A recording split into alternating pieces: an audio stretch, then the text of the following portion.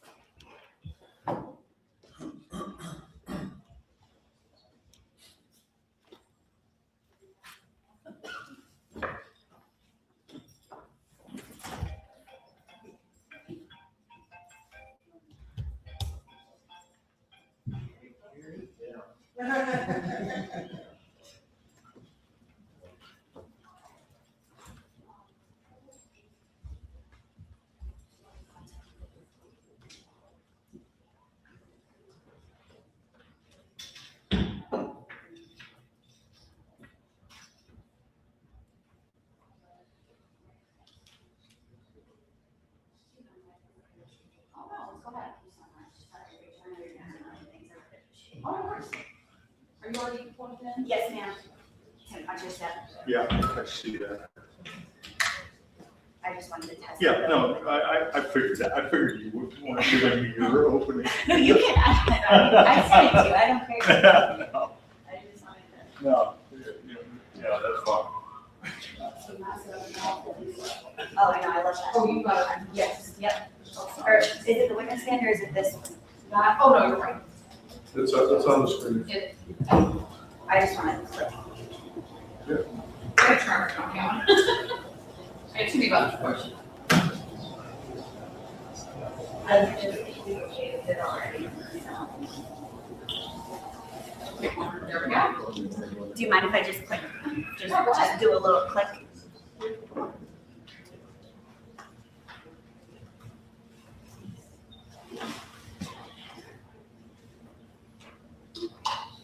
Okay. Thank you so much. It appears as though it's working. Caitlin, why don't you have Mark run that? Yeah. Tim, I'm gonna move this so it doesn't get in your way. Yes, thank you. Yes. Oh, you're right. This back. Right.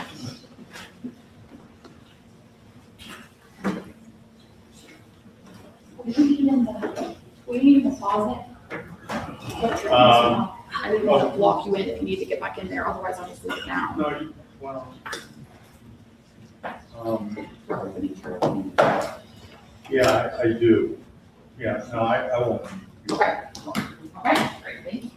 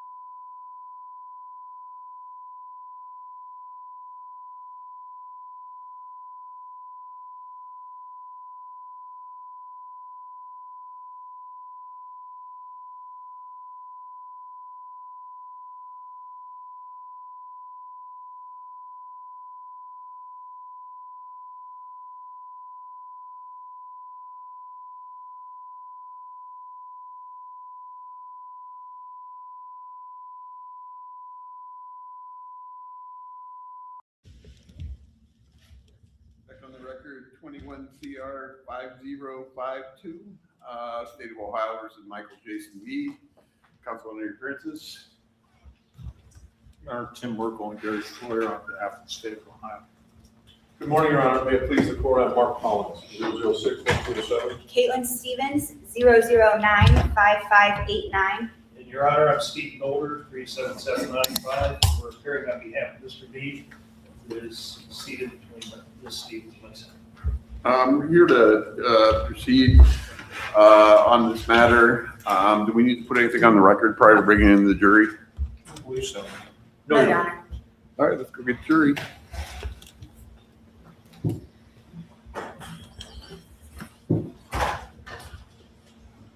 You guys have an exhibit list and I do, but I don't have it with me. would you, if you could bring it tomorrow?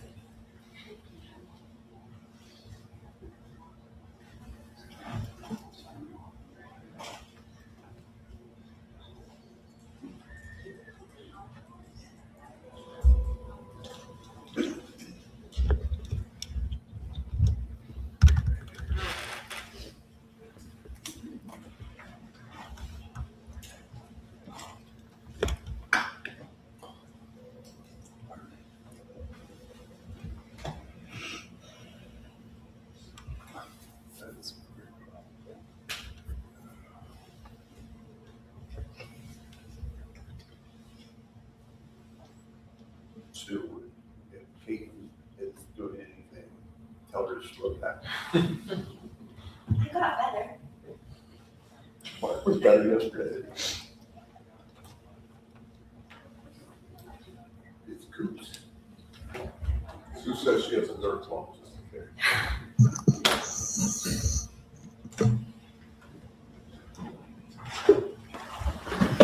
All rise.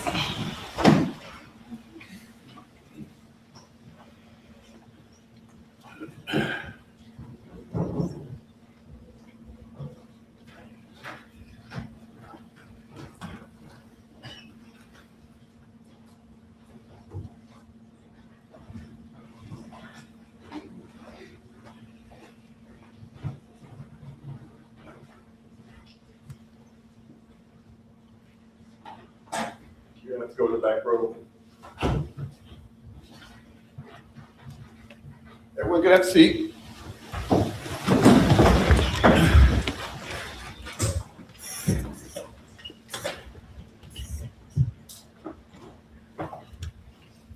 Thank you for turning off your phone. Good morning, everyone. We now have a new court reporter, Sue Coops. She'll be handling for the remainder of the trial in this matter. What we're going to do today is we're going to have counsel for the state and counsel for the defense present oral arguments, and then we have a bus reserved at 1:30 to take you guys on a jury view, and then we'll break for the day, and then we'll begin taking testimony tomorrow morning.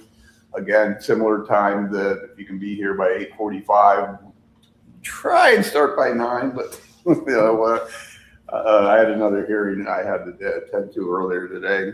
Are there any opening statements on behalf of the state? Sure. Thank you.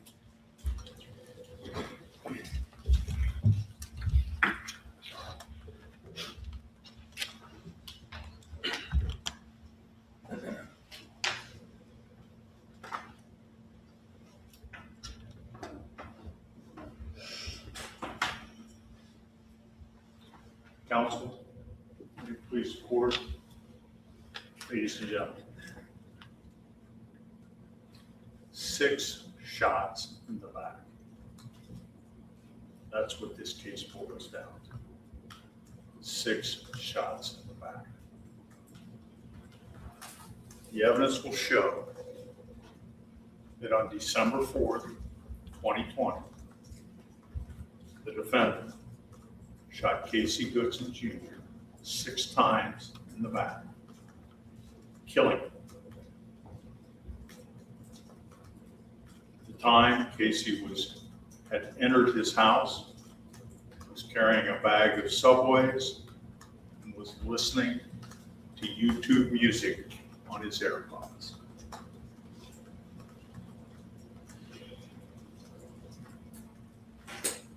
Mr. Meade shot Casey with a Daniel Defense Select Fire Rifle, automatic settings on it. It was issued to him by the Franklin County Sheriff's Office as a member of the SWAT team.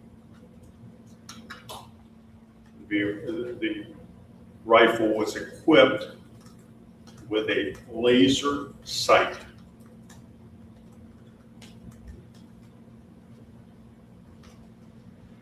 Mr. Meade stated to another officer on that day that Casey was going into the house with a gun as he was pulling up. Notably absent from that statement was any talk about Casey pointing the gun at Mr. Meade prior to him shooting. 30 days, approximately 30 days after the shooting,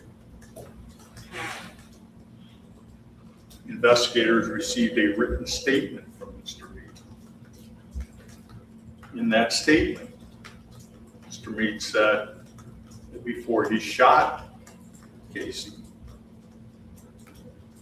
Casey turned on the threshold of his home and leveled a gun at him. Now, the evidence is going to show that Casey did have a firearm. He had a Smith & Wesson .45 handgun that had an extended clip, meaning it's a semi-automatic handgun that has a clip that goes into the handle of the gun, and it was an extended one, meaning that it was larger than just the handle of the gun. He also had a holster. And he also had a CCW, meaning that he was legally allowed to be carrying a firearm.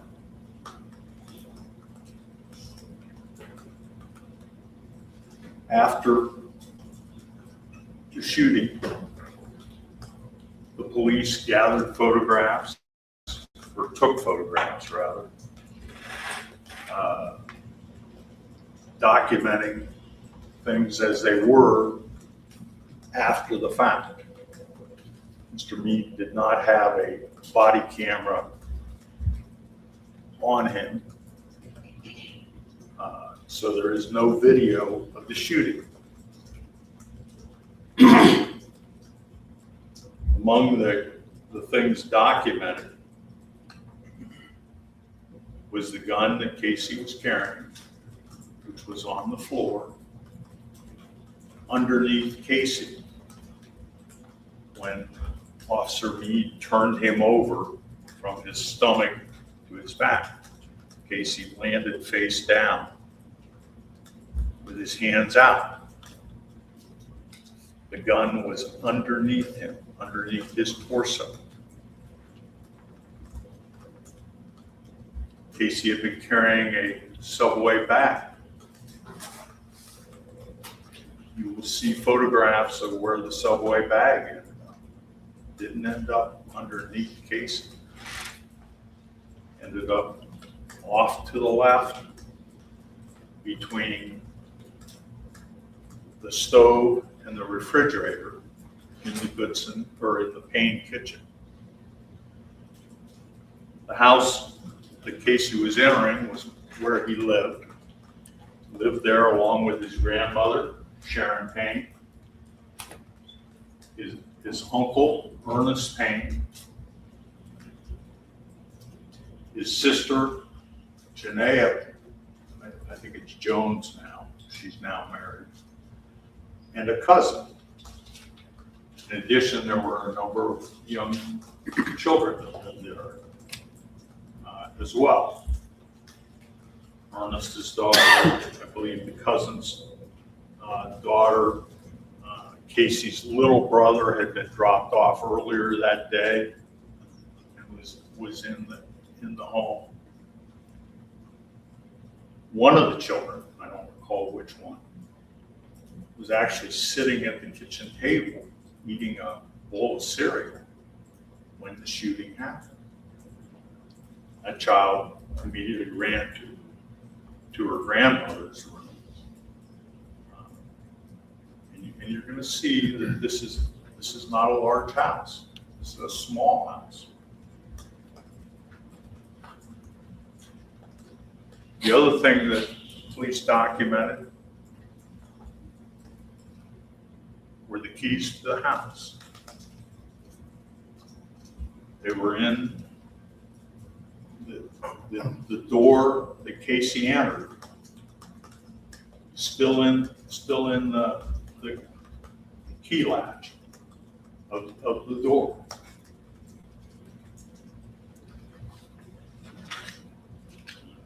Now, how do we know these things? Well, we know from the investigation that was done.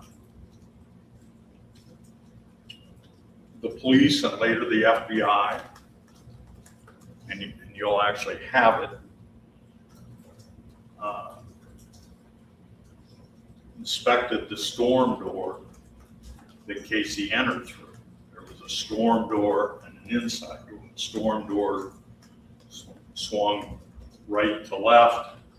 The inside door swung, well, I guess right to left also, but inward. The storm door had glass in it. You'll see that the glass was all broken. You'll see the remnants of it on the porch and inside the threshold of the house. It also had a screen protector that didn't cover the entire storm door, but it was in the upper portion of the storm door. And that was a metal screen. And there were 3 bullet holes in it. There was also a defect, a bullet defect in the top of the screen. You'll have that to look at yourselves because it was eventually collected by the FBI.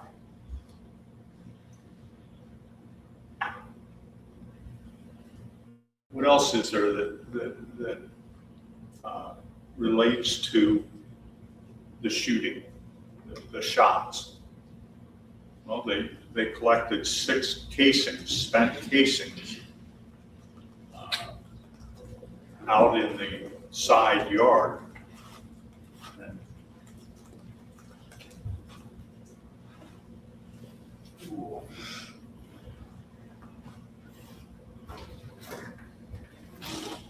this is a diagram done by somebody from the FBI. This is Casey's house. This is Estates Place. It's 3996 Estates Place is the location that's here in Franklin County. This Estates Place dead ends into Case Road, which runs north is up. This is south. So this is, this direction is south. Sorry. This is the west side of Casey's house. This is the south side of Casey's house, east side of Casey's house, and the north side of Casey's house. This is Casey's car, which was parked on the wrong side of the street, which was the habit of Casey and, well, actually, this is his grandmother's car that Casey drove, which was the habit of Casey and Ernest, because there's a fire plug over across the street on the other side. So they would typically, when they pulled in, they just would pull in with the left side here. So sidewalk that goes up, there's a front door that they didn't use at the time. There's a front porch to the house here. And then a walk that goes around to a fenced area. And this is the side door is right here. This is a little porch or stoop with an awning over top of it. And things that are of significance here is that the level, you step up to the porch, I think that's roughly about 10 inches from the sidewalk. And then you step into the house, and that's another 8 inches or thereabouts, but this is an older house, things have settled, and so everything's not level. I think maybe if you draw a line out, I think the measurement may be 22 inches between the level of the sidewalk and the level of the front or the kitchen floor here.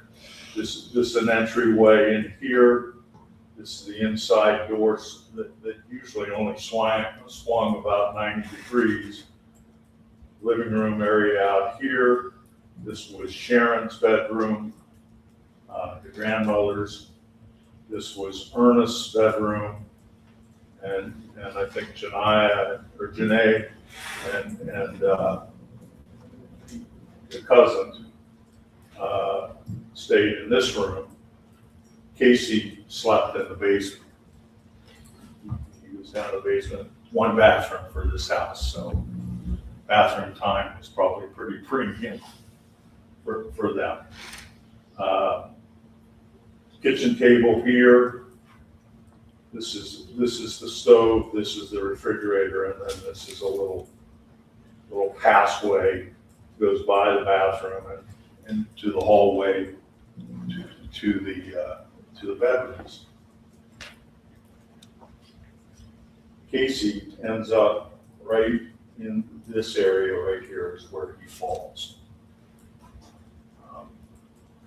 I may have a better.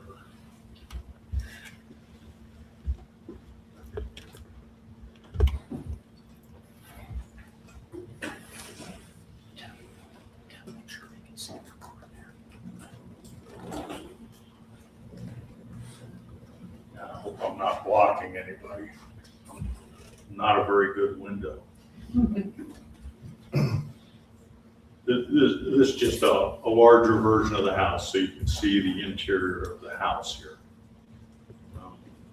And as I say, Casey ended up in this area right here. The subway bags end up over here. The gun ends up, because they rolled Casey, he fell on his face. He was rolled to his back, and eventually CPR was started on him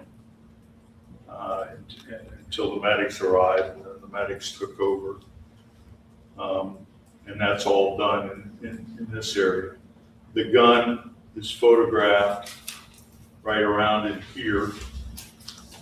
You'll see the photograph, and one of the interesting things to note in the photograph of Casey's gun is that the safety on the gun was engaged, meaning you couldn't pull the trigger because the safety was on. It hadn't been taken off.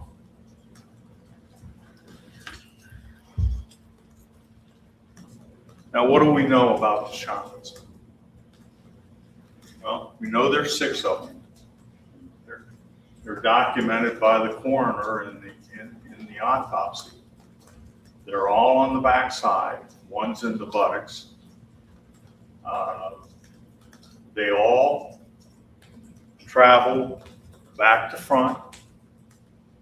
3 of them exited Casey.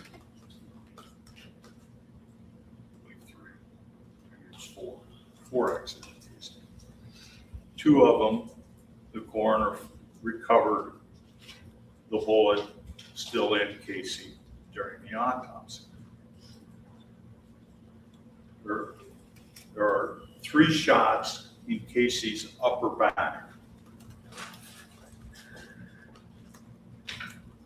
Shot number 1 is just left of the midline of his upper back, and it travels back to front and exits just left of his midline in the front. There's an exit one. Travels slightly upward and slightly right to left. The second shot is in the same area, a little more left of the midline, and travels back to front and exits again right around his left breast in that area. I believe I may be misstating that.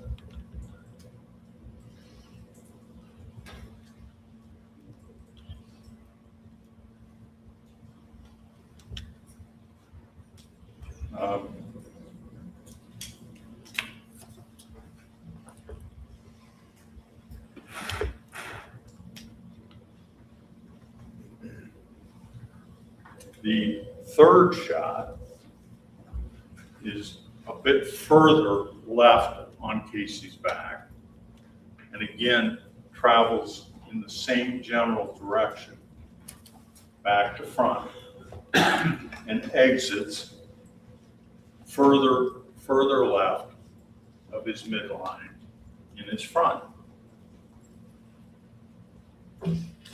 The fourth shot again is on his left side, and it's actually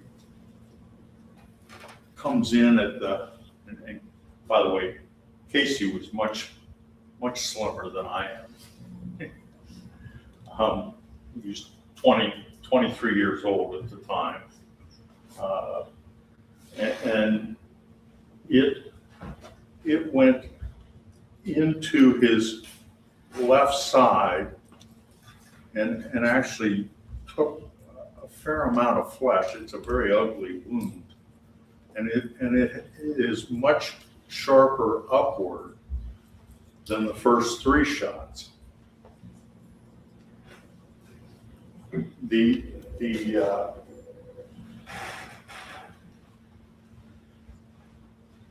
And so they're really, because of the nature of the wound, you really don't see an entrance and an exit wound because it took a fair amount of tissue with it.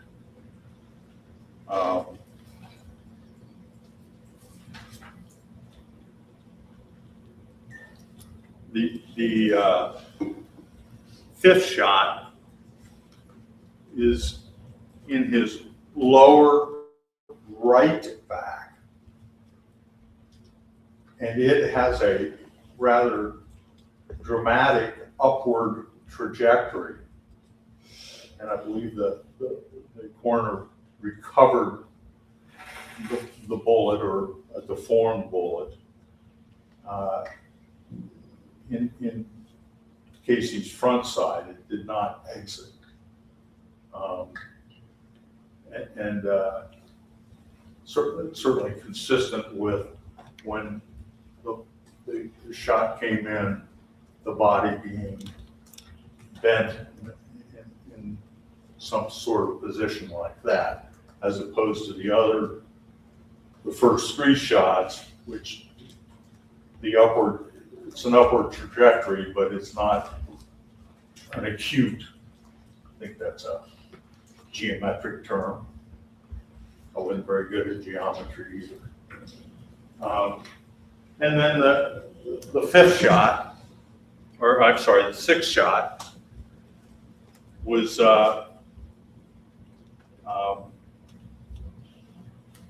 back to front. It's in the right buttocks, and it does not have that acute angle,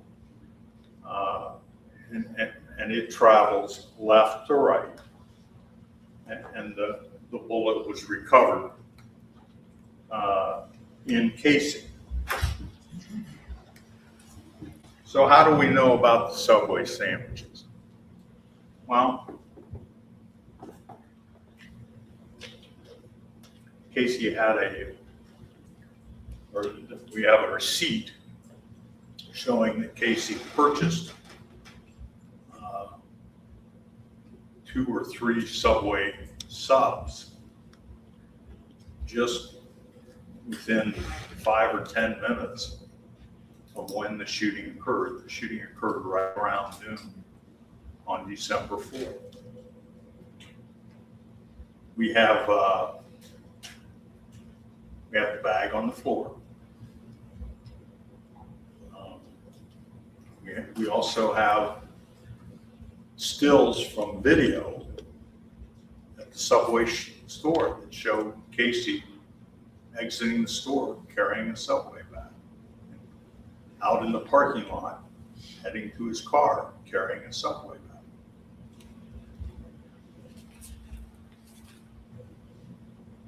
How do we know about the YouTube music? Well, you'll hear from Detective Howe, who's a Columbus police detective, and he's a forensics expert. And one of the things he did is he looked at Casey's phone and gathered information from Casey's phone. And he found that Casey's phone was paired with AirPods, and that he got records from Google on Casey's account that found that he had a YouTube music account. And looking at that, he was able to determine that at the time that this all occurred, YouTube music was playing on Casey's account in his phone. How do we know about the AirPods? Well, one, you'll see in the photographs, there are 2 AirPods laying on the floor where Casey had been after he was removed. You'll have those AirPods because they weren't collected by the police, but they were eventually turned over to the police by Ernest, who, when the police were all done, Ernest came and cleaned up the house, and among other things that he documented was the Subway sandwiches, the bag of Subway sandwiches, and the AirPods. You'll also have the testimony of Sam Rippey, Officer Sam Rippey, who was an early officer to arrive at the scene after the shooting. He was from the Columbus Police, and he's a uniformed officer. And upon his arrival, when he got up to the house, because he approached with caution because there had been a shooting report, he was eventually summoned inside to assist because the individual who had been administering CPR to Casey was getting tired. It's not an easy thing to do. And so Officer Rippey took over and he saw the AirPod in his ear. And Officer Rippey had a body cam on him. So we're not going to show you the footage because it's pretty graphic and really not necessary. But we have captured stills from the footage of that period of Officer Rippey's body cam. And you can see the AirPod still, at least one AirPod still in Casey's ear. But you'll also hear from the medic who, once they were permitted in, took over the care for Casey. And he recalls that there were AirPods. And you're actually he'll tell you that he actually removed the AirPods from Casey's ears so that as he was assessing it, because he was doing like a good medic would do, an initial assessment, and he's checking his head, and so forth. And so he removed the AirPods from Casey's ears. So that's how we know that.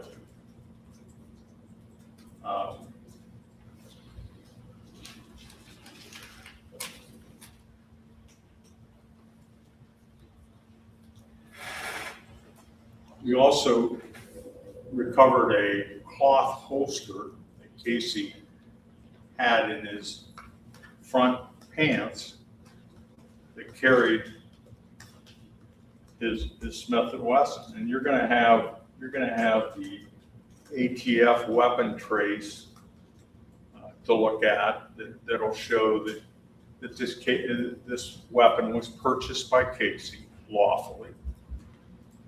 So 1 or 2 years earlier.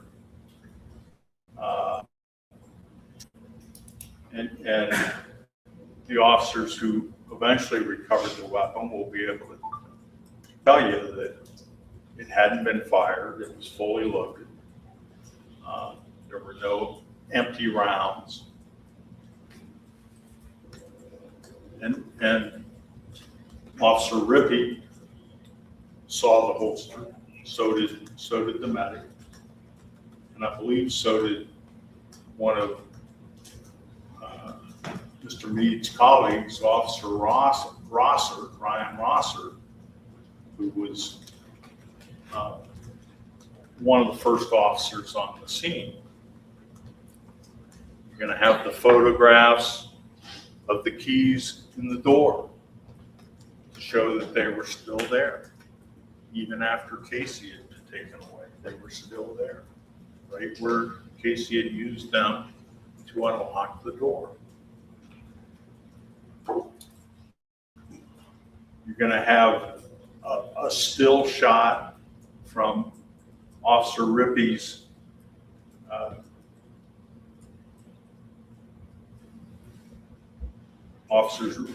body cam that shows where Casey was on the floor at the time they were doing CPR, and it's inside the house by at least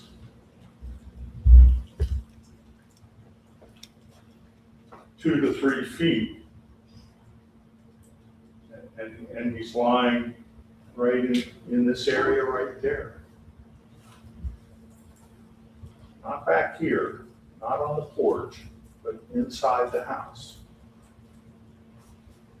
And that's significant. And the reason that it's significant is that you're going to hear from Dr. Jeremy Bauer, who's an expert, and among the areas of his expertise is to reconstruct accident and shooting scenes. And I'm the wrong guy to try to tell you how he does it. He will explain it. But he uses scans that are taken. He uses software, and he's able to develop graphics and make determinations. And what he worked on was looking at the location of the holes in the screen that the shots pass through. And by the way, Dr. Shepler, the assistant coroner who did the autopsy, is going to tell you that the nature of the wound was such that it was clear that the bullets had passed through some intermediary source before they struck Casey. Meaning, I mean, it's pretty obvious if the hole's in the door and Casey's on the other side of it, the bullet had to pass through. But the medical evidence supports that as well because of the configuration of the entry wounds that she saw.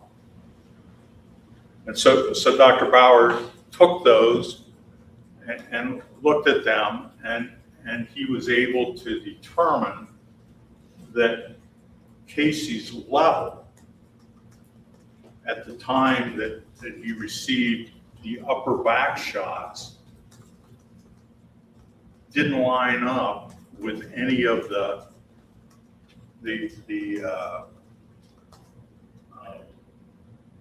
screenshots. When you looked at where those screenshots were and tried to position, it's almost like a trial and error trying to position the person to line them up and knowing where some of these bullets ended up. One of the bullets ended up in the soffit above the sink here. There's a soffit, and the police recovered one of the bullets that they dug out of that was stuck in the drywall.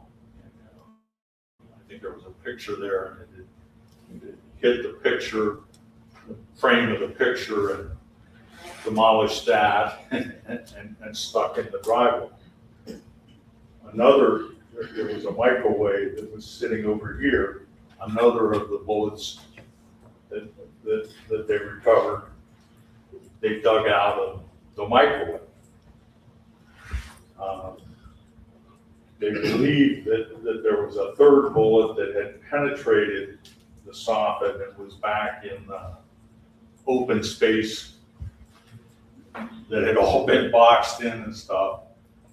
And you're going to see in the photographs that the police actually ripped out some of the drywall to look, but determined that they were going to have to climb up in there and so forth. And the decision was made not to look any further. There was another bullet that was found on the floor, basically beneath where Casey had been lying. Those were the three bullets that were recovered by the police.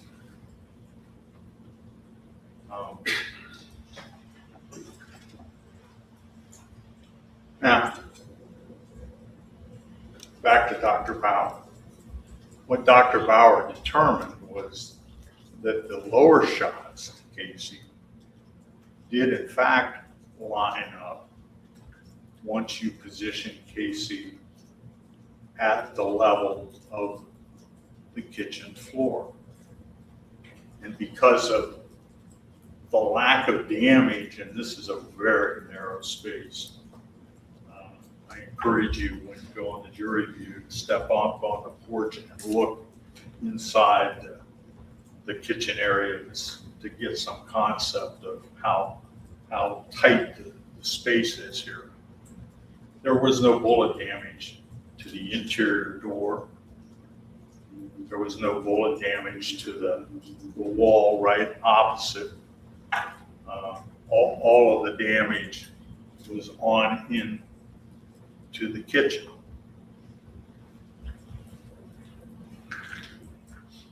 So, based on what Dr. Bauer is going to tell you, I think it's safe to conclude that Casey was inside the house when he was struck by the shots.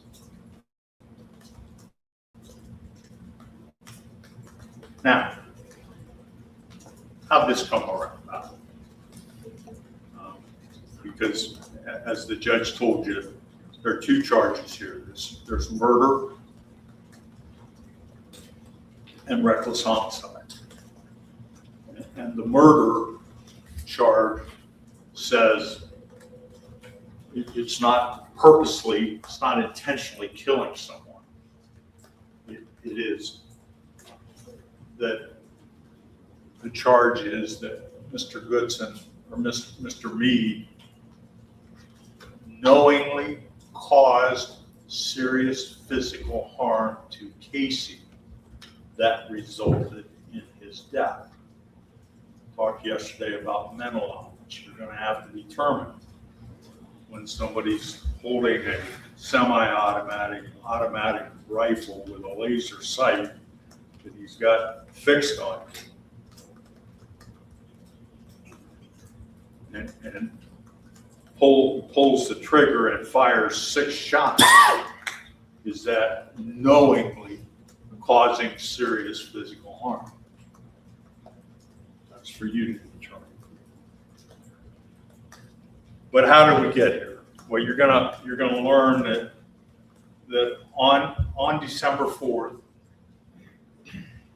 Mr. Meade was part of a task force that was headed by the U.S. Marshals. It's called SOFAST, which stands for the Southern Ohio Fugitive Apprehension Strike Force.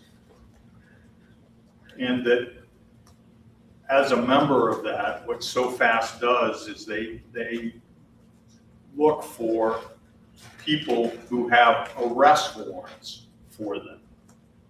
Casey didn't have an arrest warrant for him. They weren't looking for Casey. I don't think anybody's going to suggest that they were.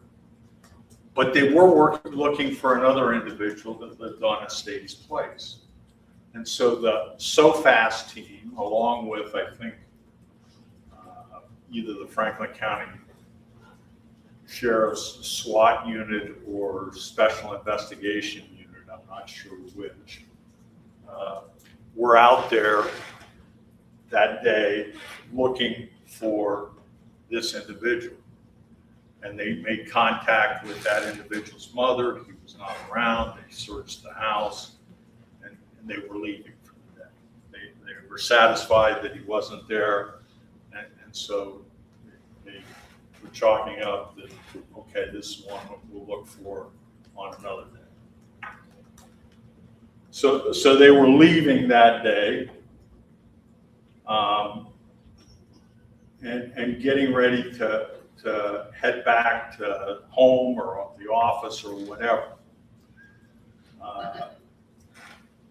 And the route that they took to leave, and Mr. Meade was one of the last to leave, along with Officer Rosser, who's a Columbus police officer, but was also part of that task force, and a fellow by the name of Joseph Yorkowitz, who is at the time was a state adult parole officer who was working with them that particular day.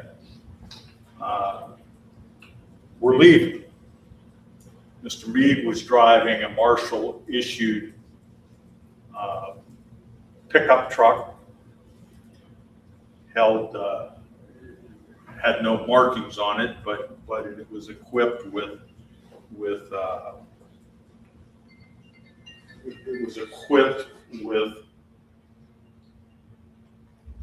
a light package that they could turn on so that to identify it as a police vehicle, the blue and red lights, and flashing. It had a siren, it had a speaker, and he was riding by himself. And Officer Rosser and Officer Yorkowitz were riding together, and they also had a Marshall-equipped vehicle similar to what Mr. Meade had. When these guys are operating as so fast and trying to execute a warrant, they suit up in body armor. Mr. Meade's had a placard on it that said U.S. Marshal. I think maybe on the back it said U.S. Marshal Strike Force or Task Force. Don't recall off the top of my head, but you'll have photographs to see.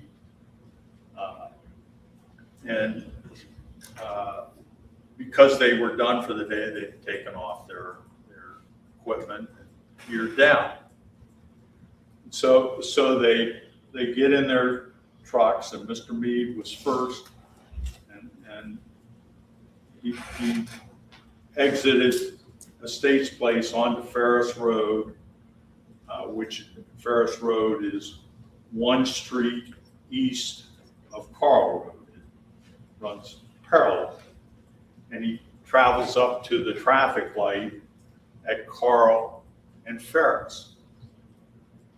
He arrives at the stop bar just about the same time as Casey is coming from the subway shop and heading home in his vehicle. And in his written statement,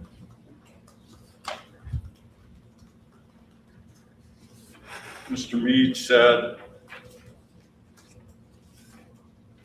before confronting the suspect, I observed him pumping his gun in the air at the intersection of Carl and Ferris Road.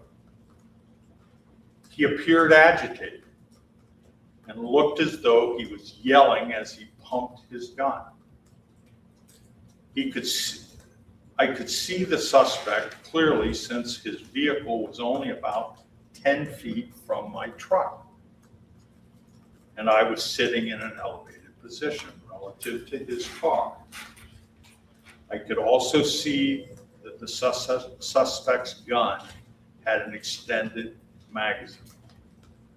Not only was the suspect pumping the gun in the air, but he also pointed the gun at a driver of a passing vehicle, tracking the vehicle as it passed northbound before turning onto Ferris Road and pointing the gun directly at me as he drove. So that's the encounter initially.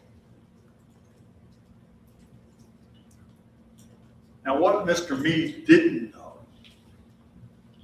when he wrote that statement 30 days after the shooting is that St. Matthias School, which sits at the corner of Ferris and Carl, and this parking lot is right off of Ferris, had cameras that covered, security cameras that covered their parking lot. And those security cameras actually show the intersection where this supposed event occurred. And the police retrieved those videos. And what the video showed Mr. Meade pulling up to the stop bar. It showed that as he pulls up to the stop bar, and there are two lanes there. There's a left turn lane and a lane that either goes straight and right or right turn. As he's pulling up, there's a car in the right-hand lane that turns right onto Carl Road because the northbound traffic, he's able to do that. And right after he turns right, there's a northbound car that comes completely through the lane and is following him. All of that happened before Casey's car arrived. And Casey's car is traveling southbound on Carl. So that unlike what Mr. Meade said, Casey's car does not stop. Casey pulls up and the traffic is clear and he makes a continual left turn. He does drive by Mr. Meade, who's first in line, and the line is still forming. He drives by a heating and cooling van that we now know was driven by a fellow by the name of Chris Korn. And he drives by Officer Rosser, who is the third vehicle in line, who is coming up behind. You'll hear from Chris Korn. He recalls this. He didn't see it coming. I think his description was that he saw Casey with his hands on the wheel, and I think he characterized it as, it was like he was dancing in his seat. Dancing in his seat. I think maybe listening to this. He passed Officer Rosser. You'll hear from Officer Rosser. He didn't see it. Only Mr. Meade saw it. Only Mr. Meade. Mr. Meade says that he got on his radio and broadcast that. Notably, he didn't broadcast, hey, this guy just pointed a gun at me. Broadcast, there's a guy out here with a gun. And Mr. Meade does immediately make a U-turn right there at the intersection and head back and rolls by Officer Rosser. Doesn't actually stop, but they're very slow, and it looks like there's an exchange there. You'll hear from Officer Rosser. He's puzzled. He doesn't have his radio on, so he doesn't hear any broadcast on the radio. But he doesn't know what's going on. You know, his initial thought is, oh, he must have left something behind. He's going back again. But he then backs up and turns and follows Mr. Meade back to Estates. Meanwhile, there's also a camera that captures the intersection of Estates and Ferris Road. And you're going to see that Casey actually puts his turn signal on before he turns down Estates. Now, Mr. Meade turns around, and Mr. Meade isn't in a uniform. He's not a uniformed officer. But he's got police lights, but he doesn't turn them on. He's got a siren, but he doesn't use the siren.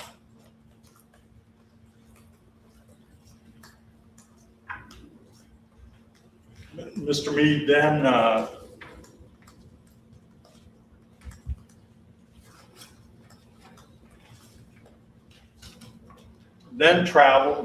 eventually turns on to Estates Place, and according to Mr. Meade and according to Officer Rosser, they stop at around Sales Road, which is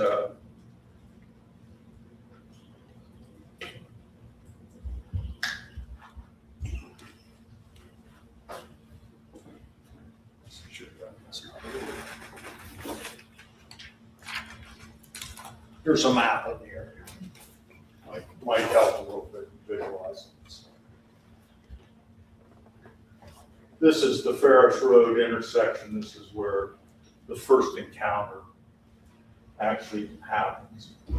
This is the parking lot for St. Matthias, a stage road right down there. This is Sales Road. This is Casey's home down here.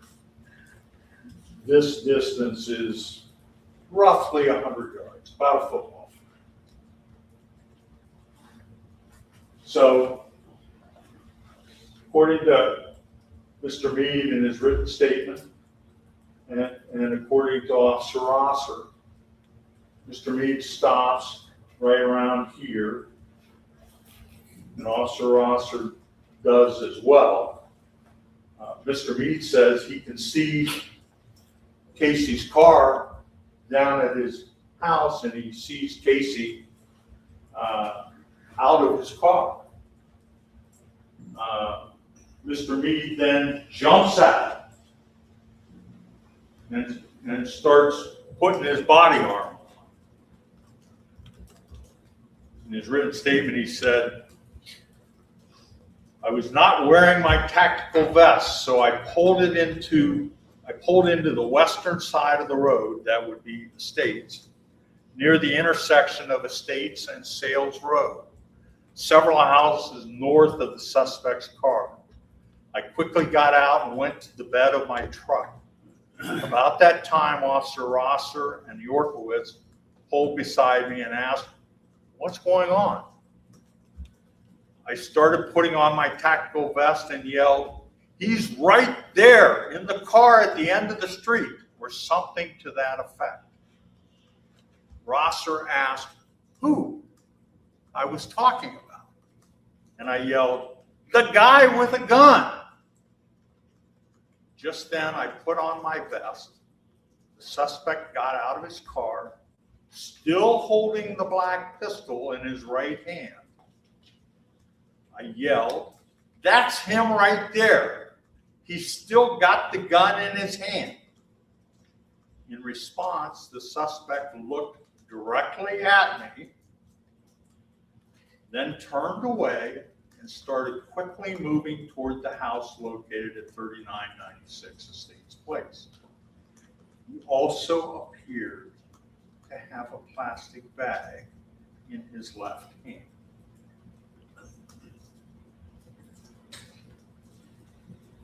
Now, remember, this is back during COVID.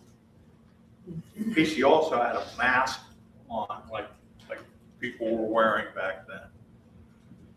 He was wearing a hoodie. You'll hear from Officer Rosser, and Officer Rosser's going to say, all I could tell was that the person was male, and I just knew that from stature. I couldn't tell anything more. Didn't see a gun. Couldn't tell. But according to Officer Rosser, Mr. Meade, now body armored up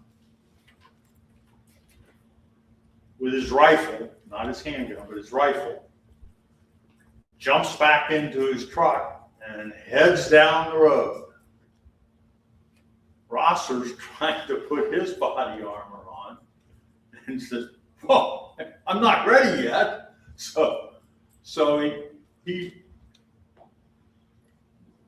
gonna follow his colleague. You know, he wants to be back up here, even though he doesn't know what's going on yet. Nobody's telling him. Nobody's stopping long enough to say, "Here's what I saw. This is what the situation is." He doesn't know. So he gets back into the truck, and he and Yorkowitz follow down. He doesn't even have his vest attached. He doesn't have his holster on. And he will tell you that he pulls up behind Officer Meade's truck, which Officer Meade's truck ends up right about here. here's the side door. This is a fenced-in area. And Rosser pulls up right behind it here. Reason that's not in the diagram there is that at one point they were trying to get the squad out. It's a tight street, and somebody moved Officer Rosser's truck. They started to move Mr. Meade's truck, and someone said, "Whoa, wait a minute! This crime scene may better leave that there." So they left it there.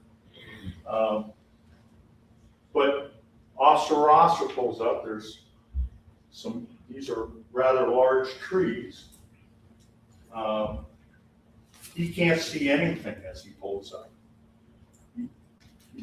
He saw the individual, and I think he will say to you that the individual started at a walk, but then his pace quickened, or his last step that he saw before he disappeared behind either the tree or the side of the house seemed quick. To his perception as a police officer, he said, it's one of these things we as police see is somebody wanting to avoid us.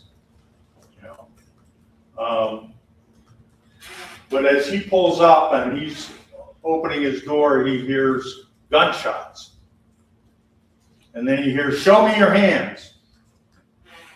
Well, he hears gunshots. All of a sudden, this has moved to a whole different level. And so he's out of his truck as fast as he can.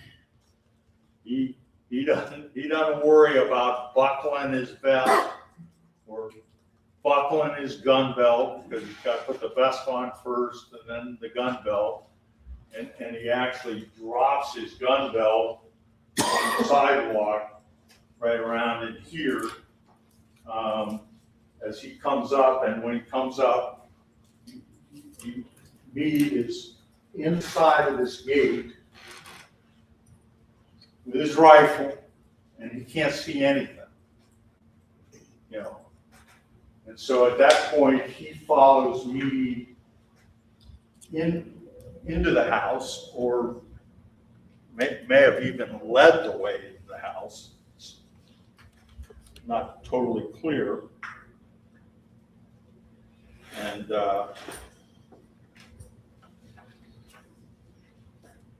they find Casey on the floor. Officer Rosser, when he enters the house,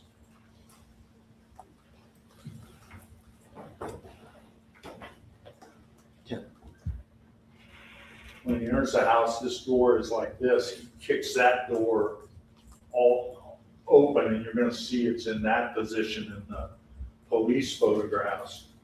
And there he sees Ernest, who is in the living room area with his daughter, who had a wart or something on her arm, bleeding, and he'd been trying to attend to it.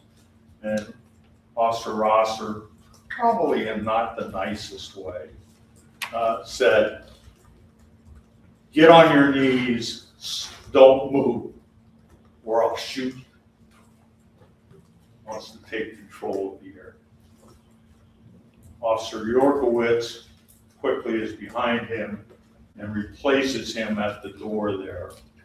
Officer Rosser says that Mr. Meade turned Casey over from his front, lying on face down, to his back. He rolls him, apparently grabbing his feet. And Officer Rosser then, I think, really kind of loses track of Mr. Meade at that point. Because his concern is what else is in this house. We want to make things safe. So he proceeds up into this area of the kitchen, and there are some, I believe, a Rottweiler and a Pit Bull that were family pets that are in that vicinity, and Officer Rosser is kind of holding them at bay. Meanwhile, Casey's cousin, I think, was in the bathroom and comes out and is ordered away. And Janaez comes out looking and is ordered away.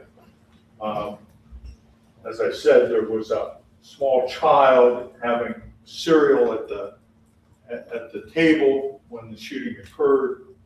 She ran to her grandmother. Obvious place to go. And so Sharon Payne is initially dealing, because she'll tell you she heard shots. Ernest will tell you he heard shots. Ernest actually said, I think there were about 5 or 6. Sharon doesn't know how many shots. She said it was like a chandelier crashing, you know. But before she can, and she's in her bedroom at the time, before she can exit her bedroom, she attends to her grandchild, you know, trying to calm her, gets her to sit down. And then Sharon, as she comes out, she comes into the living room area. And Ernest at this point is on his knees holding his daughter. Yorkowitz is over here. Ernest is saying, Mom, get down, they'll shoot you. Mom, get down. Sue, how are you doing? You need a break or? Oh. Okay. Discuss one approach real quick. Yeah.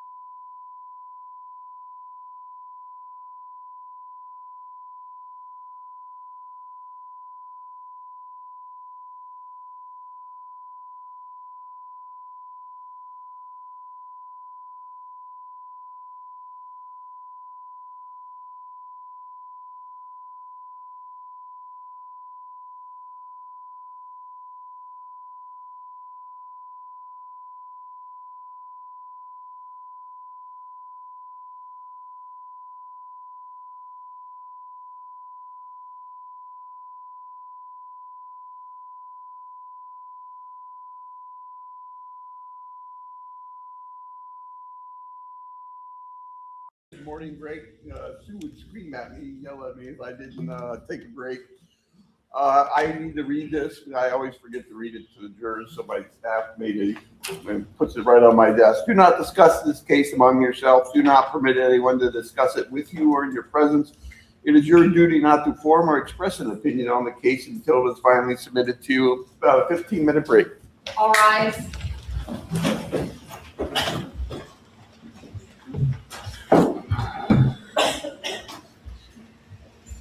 If you ever need break, just let me know. We have bottled water back there if you need it.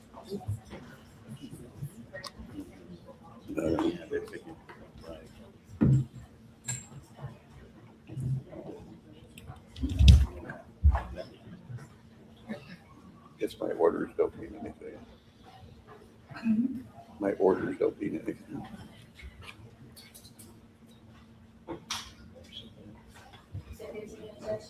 Yeah. Thank you.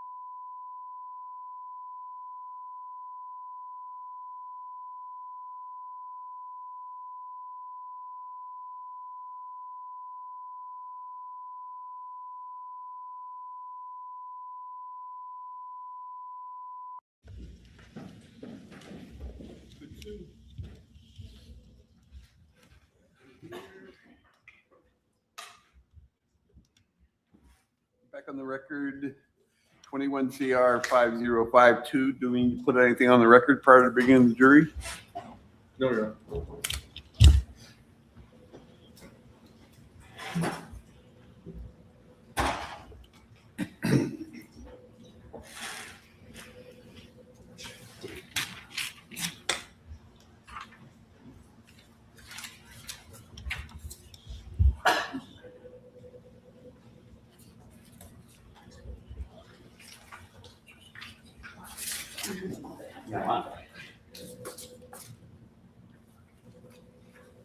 Tim, do you mind if I use?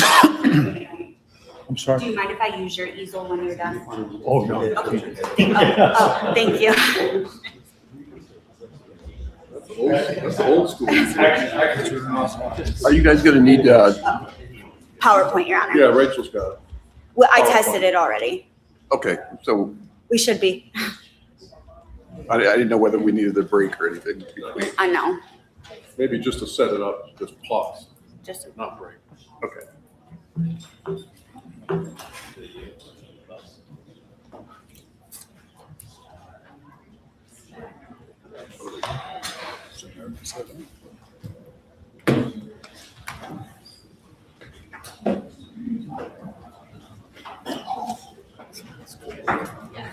All rise.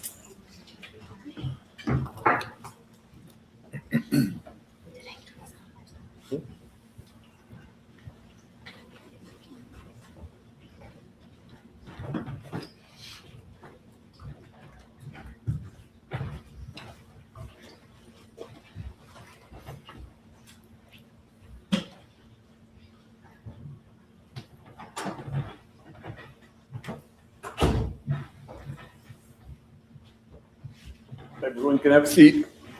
We continue. Thank you. Change seats. I moved this over because I was told I was blocking, as I say, I'm not a very good window. I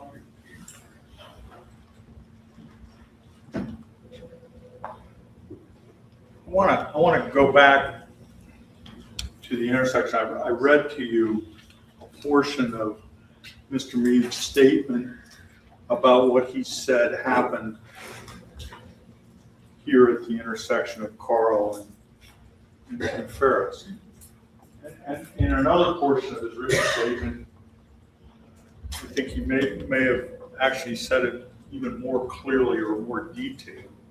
He said, I looked right, north, to ensure that the road was clear, and saw a dark-colored hatchback driving southbound on Carl Road.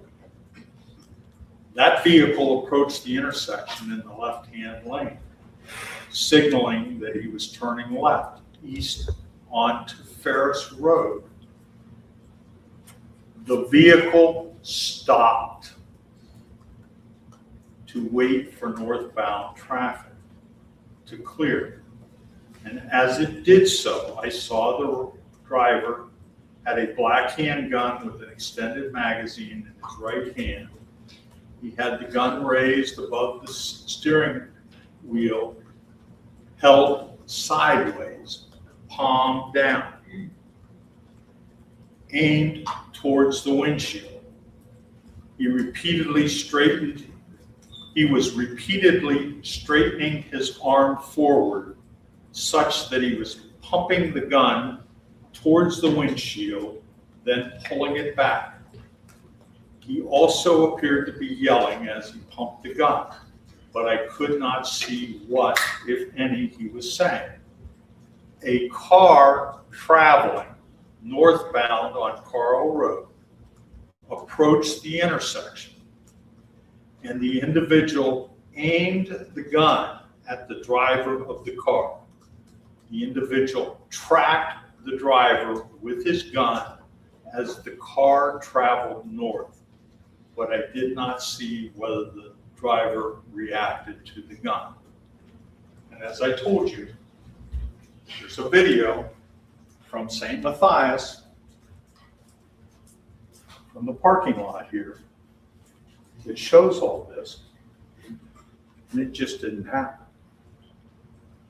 The car, Casey's car, never stopped. It came to the intersection and turned left in front of Mr. Meade without stopping, without a pause. Just a slowing to make a left-hand turn. We've all made them that way. But in his statement, he's saying he stopped there and actually tracked a car that came through the intersection. It just didn't happen, ladies and gentlemen. That's what we know.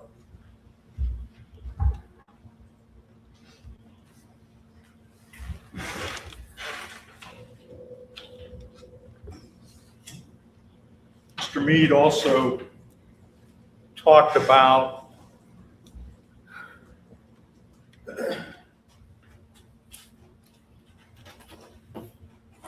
in his written statement. I'm just changing things here.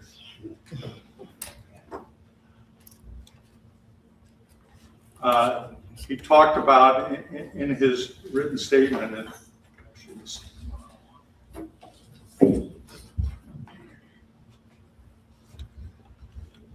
talked about the fence area here and the confrontation at the doorway. And this is what he said in his written statement. He's already described how he has exited his vehicle down here, and he has come up to roughly this location here, inside of that gate, which doesn't swing freely. It's at the time it was not in the greatest of shape, and it dragged on the sidewalk. But he's inside of that gate, and he says, and he's described how he has his gun pointed at him. He's at a high ready position.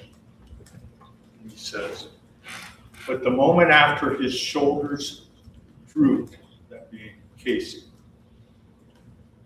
he quickly turned his head and torso right in my direction to confirm my location, currently Mr. Meade can read minds, while he suddenly and unexpectedly started to raise his right arm back. As he did so, I saw he was still holding the gun, raising the barrel upwards in my direction. I believed he intended to shoot me and that I would be killed, especially because I had no cover or concealment, and I was only a short distance away. No cover, no concealment. There's cover and concealment out there. He just chose not to use it.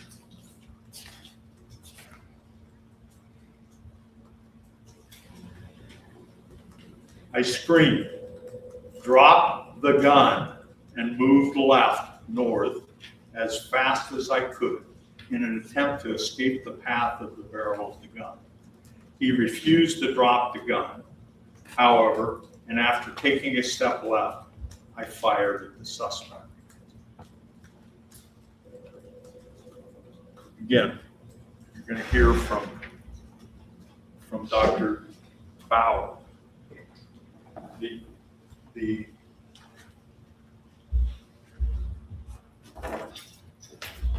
And you'll see this, and you'll see it in the photographs. There is not a lot of space here, and this description that he gives of this at the doorway, that's not where Casey ended up, and that's not where Casey was when he was shot. He's further into the kitchen. So how does that happen? How does it happen? You'll have to decide.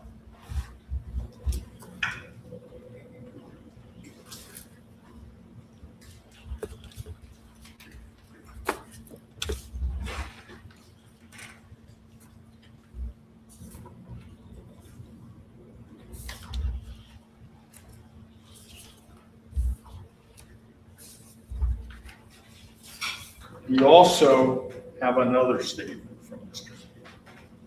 You're going to hear it. And that was a statement that was made on December 4th, 2020. Many of the officers who responded to this shooting did have body cams. I've already talked about Sam Rippey's body. Sam Rippey's body cam also reveals something of interest. Remember I told you Mr. Meade didn't put his lights on. We see that on the St. Matthias video, that the lights aren't on.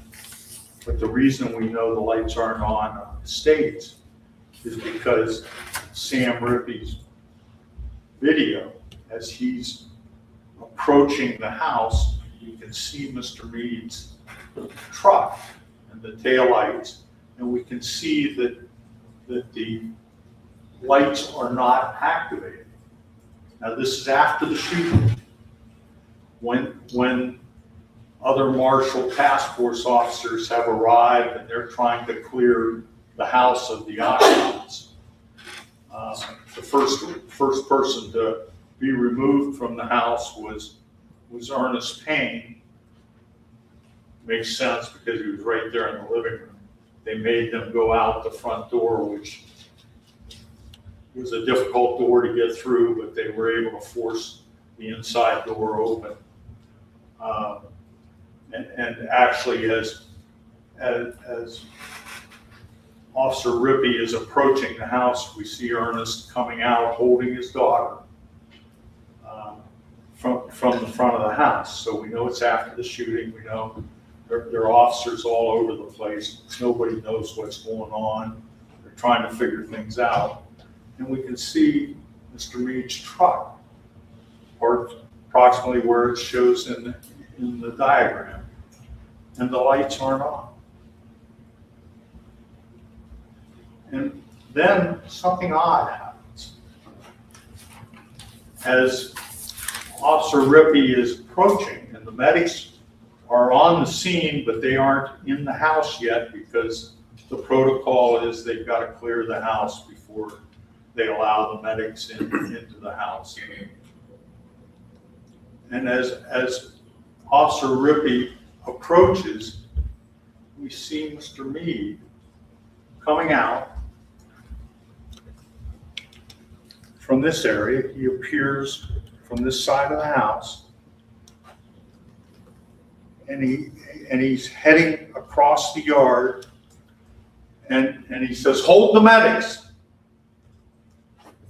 And you know, he seems to be heading. Oh, I'm sorry, I'm upside down here. He comes around here. Officer Rippey is up in this area, and he comes out and he says, "Hold the medics." His truck is there. We see the lights aren't on. Officer Rippey turns, and as he turns, the camera turns, and he says, "Hold the medics." We hear him yell, "Hold the medics." And then he turns back, and Mr. Meade is at the door of his truck. And guess what? His lights are on. So here in the middle of this chaos, after this shooting, after he's shot this guy 6 times, after they're trying to clear the house to get medical attention to him, what's he doing? He's out flipping on his police lights. Ask yourself why. What's going on? Why would he need his police lights then? He doesn't need them. Police lights are there to show that he's a police officer. They're to alert somebody that you're following that, hey, you're dealing with a police officer. Person he's following is lying on the floor with 6 gunshot wounds in his back.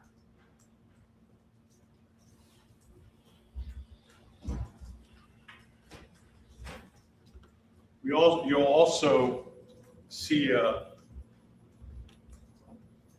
body video from a Minerva Township police officer, Seth Pennant.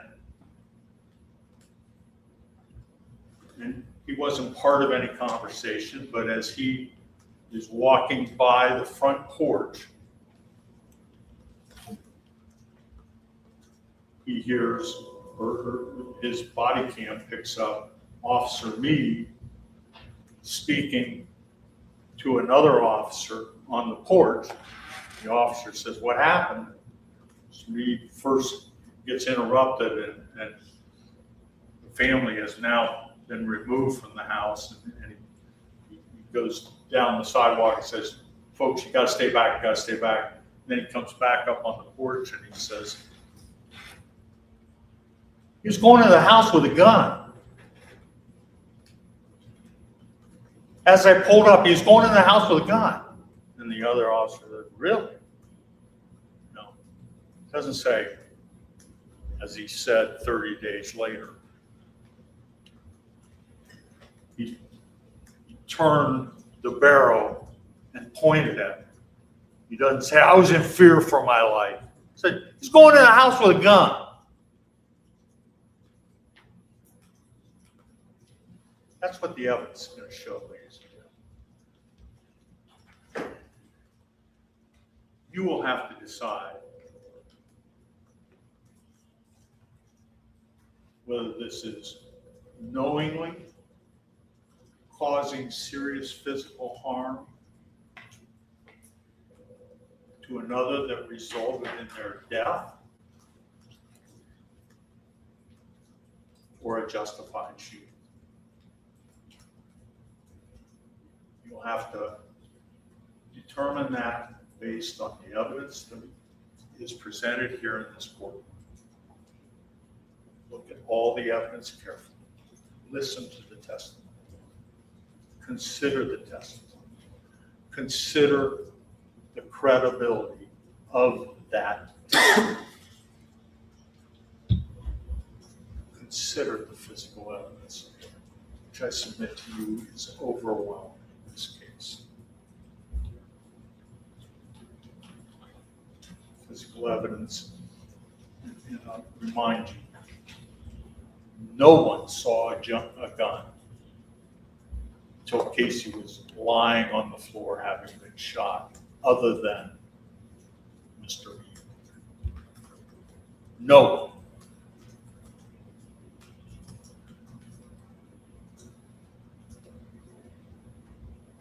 And remember what Mr. Meade said that day. He's going to the house with a gun. That is not an imminent threat. That is not an immediate threat. That is not a threat of death.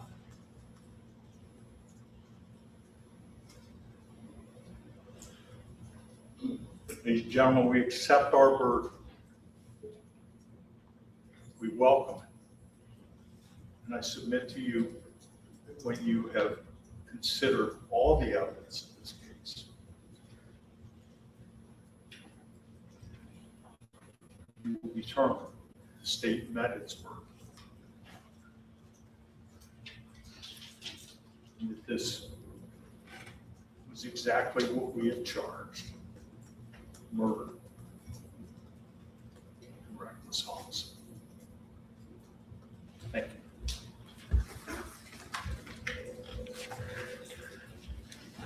Any opening statements on behalf of the defense?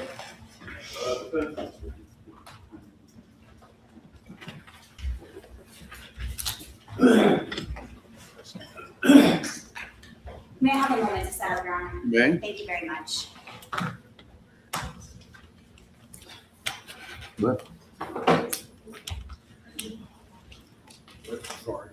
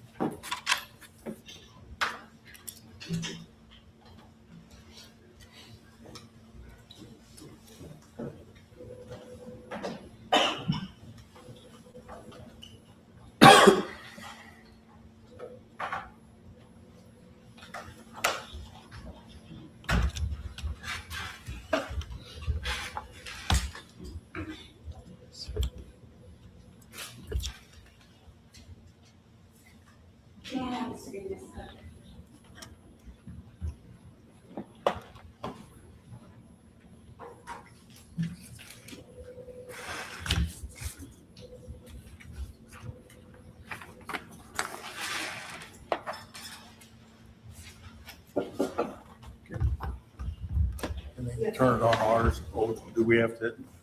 Thank you. May I proceed? May? May it please the court. The death of Mr. Goodson is tragic. Everyone here agrees. It's tragic.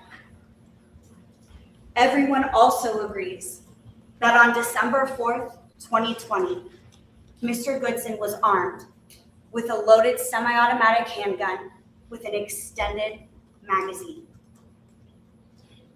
Throughout this case, you're going to hear evidence.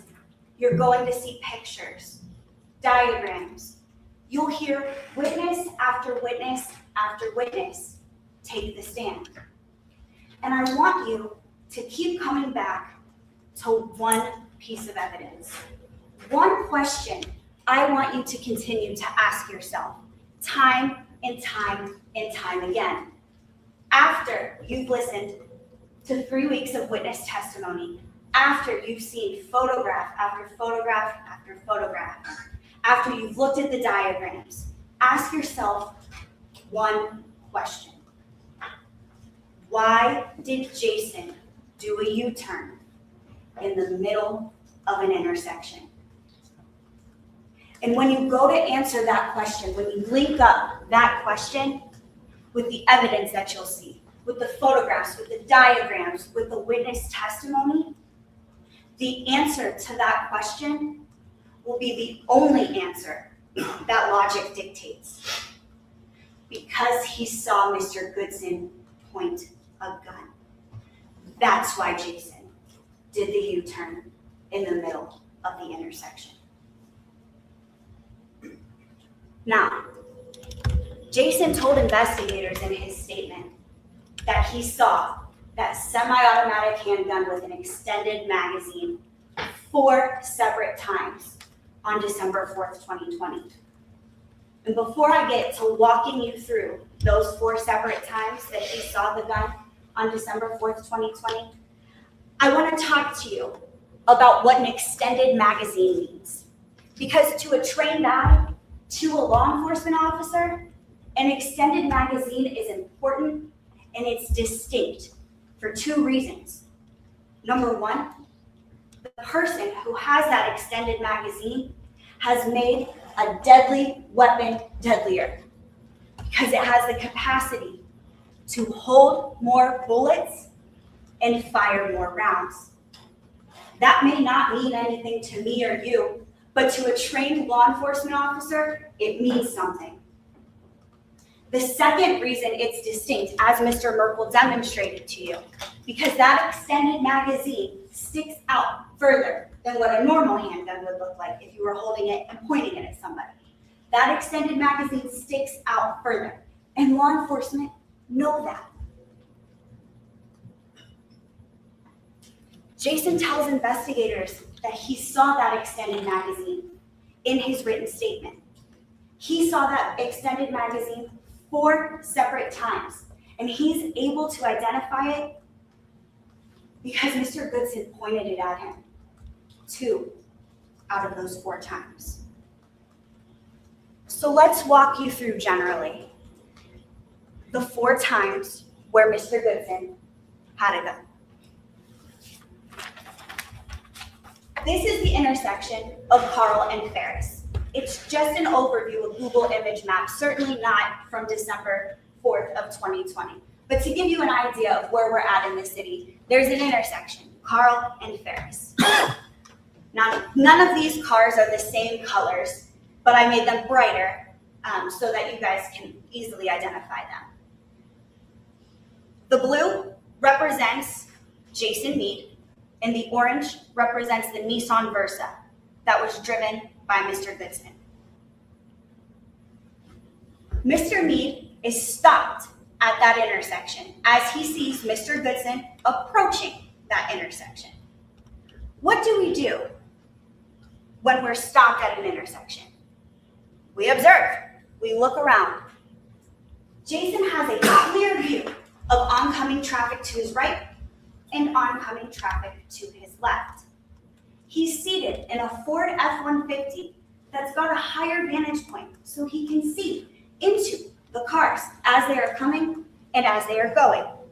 Stephen, you may want to take that thing down so the jurors can see the. I apologize. On the easel. Oh, No, she's not ready to show that. oh, he said take it down. So the jurors I can see. apologize. Thank you so much, Judge. Can you folks see that okay? Thank you.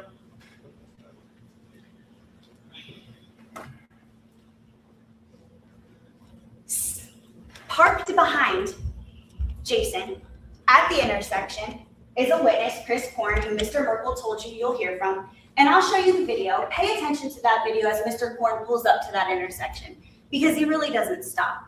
And Mr. Korn will tell you that it's possible that Jason saw something he didn't see. Jason's got a clear view of that intersection at Carl and Ferris Road. Behind Chris Korn is in fact Officer Rosser. Officer Rosser was a teammate of Jason's and had just finished the warrant work with Jason on that day. So as Jason is at the front of the intersection observing what is going on, he sees something to the right that catches his eye. He sees the driver of this Nissan Versa making erratic movements with his hand. He sees this driver point and pump this semi-automatic handgun with an extended magazine at other motorists on the road. Jason's looking around. He sees another car drive past Mr. Goodson coming from the left. He sees this car drive past Mr. Goodson and sees the driver, Mr. Goodson, who we all now know to be Mr. Goodson. He sees the driver pointing and tracking this firearm as at this driver of this pink vehicle. It wasn't a pink vehicle on that day, but for our purposes today, it's that pink vehicle.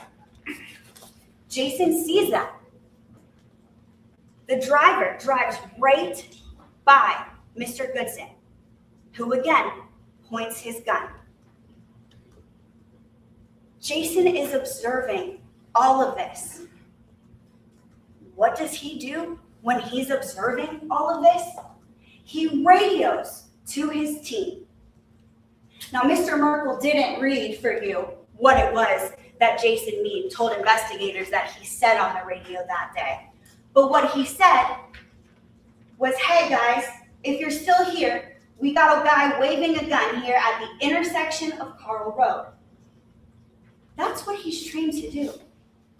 Radio in a crime as it's being committed. That's what Jason tells investigators that he radioed on December 4th, 2020. Then Jason says, at that time, the individual turned left onto Ferris, and as he did, he pointed the gun directly at me. So there the individual is turning left onto Ferris. Again, pulls right by Jason. Jason, again, is seated higher, can look down into this car. He sees the gun point at him. He immediately ducks and gets out of the line of fire. Then he recalls Aaron, and this is, again, in his statement that he told to investigators. I recalled Aaron, he's pointing a gun at everyone out here. He's coming at you now, Ryan. Now, Mr. Merkel in his opening statement made it a big deal that Ryan Rosser didn't know what was going on. And Mr. Merkel wants to impute that fault onto Jason, who radioed to his team everything that was occurring. What you didn't hear Mr. Merkel tell you was that Jason's team lead radioed back, Dave Youngless, and you'll hear from Dave Youngless. He radios back and tells the entire So Fast team who was out on that operation that day to go back to Jason's location, to back Jason up. The car proceeds after the gun being pointed at Jason, proceeds down Ferris and turns onto Estates Place. Why did Jason make the U-turn immediately? Because he saw a gun. So Jason turns and makes that U-turn. He then stops at Ryan Rosser's car to tell Rosser and reiterate what he says on the radio. It's just a brief pause, but he nevertheless pauses and tells him, "There's the guy with the gun. Let's go." Then Ryan proceeds to do the same U-turn. And they both follow Mr. Goodson. Now, fortunately, this was captured by a school, St. Matthias. There's 2 cameras at the school capturing different angles. Here's a picture of one, and I'll zoom in for you. There's where one of the cameras are, and you'll get to go see where those cameras are. When we take our jury view, pay attention to where those cameras are. Pay attention to what the intersection looks like. Look around the intersection. Observe what is going on there. And there's this second camera that captures a different angle on Estates Place. Now, I'm about to play the video for you of what took place at Carl and Ferris Road. Here's the position of camera 1. You'll see Jason's truck approaching the intersection.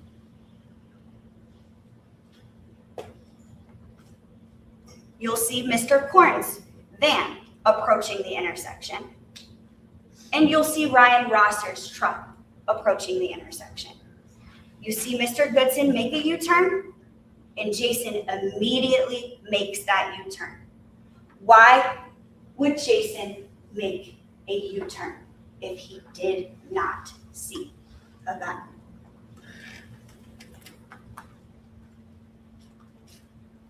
Ryan Rosser then makes that same U-turn.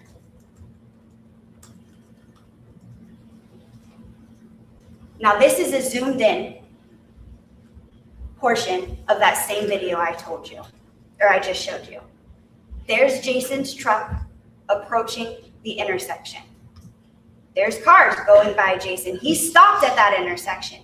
He sees Casey. Mr. Korn, pay attention, doesn't stop, still not stopped. Jason immediately makes that U-turn.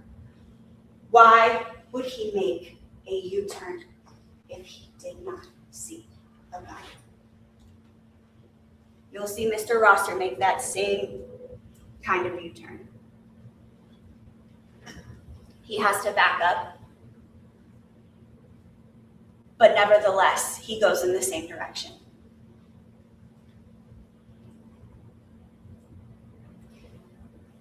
Now here's the position of camera 2. It will show Mr. Goodson coming onto the screen and turning right down Estates Place. This is all happening quickly. You'll see 15 seconds goes by when Jason's truck comes on the screen, and Rosser is 15 seconds behind him. So we just went through the first 2 times that Jason saw the semi-automatic handgun with an extended magazine. The 3rd time, Jason is searching for the man with the gun. He loses sight of him. He knows this is dangerous. He then sees sight of him on Estates Place, the street that he had just left on. The car is parked illegally facing oncoming traffic. Jason knows that's dangerous.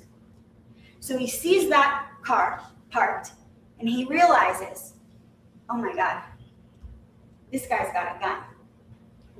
I don't have my vest on. I don't have anything to protect myself. I know this person has a gun and I need protection. So he stops at the intersection of Sale and Estates, puts his ear on. His ear is easily identifiable as United States Marshals, grabs his service rifle. As he's doing that, Ryan Rosser pulls up.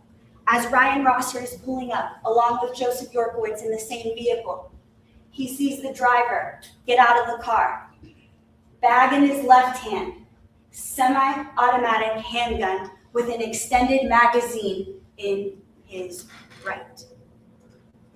Now, in hindsight, 2020, we find out that Mr. Goodson is right-handed. How would Jason know that he was right-handed if he did not see that gun in his right hand? As that is occurring, Ryan Rosser is pulling up. Jason tells him, there's the guy with the gun. There he is. The guy with the gun looks at Jason and takes off running toward a house. He ducks behind the house and goes around this corner, ducks into the fence. Jason hops in his truck, goes down Estates Place, gets out of his truck, is identifying himself as a United States Marshal, telling lawful commands to drop the weapon. And the fourth time Jason sees that semi-automatic handgun with an extended magazine is when Mr. Goodson, for whatever reason, makes a slight turn and points the gun at Jason. Jason is equipped with his service rifle.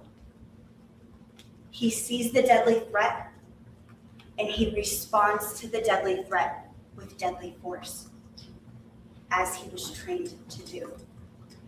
He fired, pulled the trigger one time. One time did Jason pull the trigger on December 4th of 2020. Those are the 4 times that Jason saw the gun. Now the facts are simple, and so is our defense. Our defense will require you to answer 2 questions. Question 1, did Jason believe he was about to be shot when he saw Mr. Goodson point the gun at him? And question 2, was Jason's decision to use deadly force reasonable through the eyes of a reasonable police officer standing in Jason's shoes without 2020 hindsight? And I give you those 2 questions because that's what the law requires. That's what we must prove by a feather more than 50%.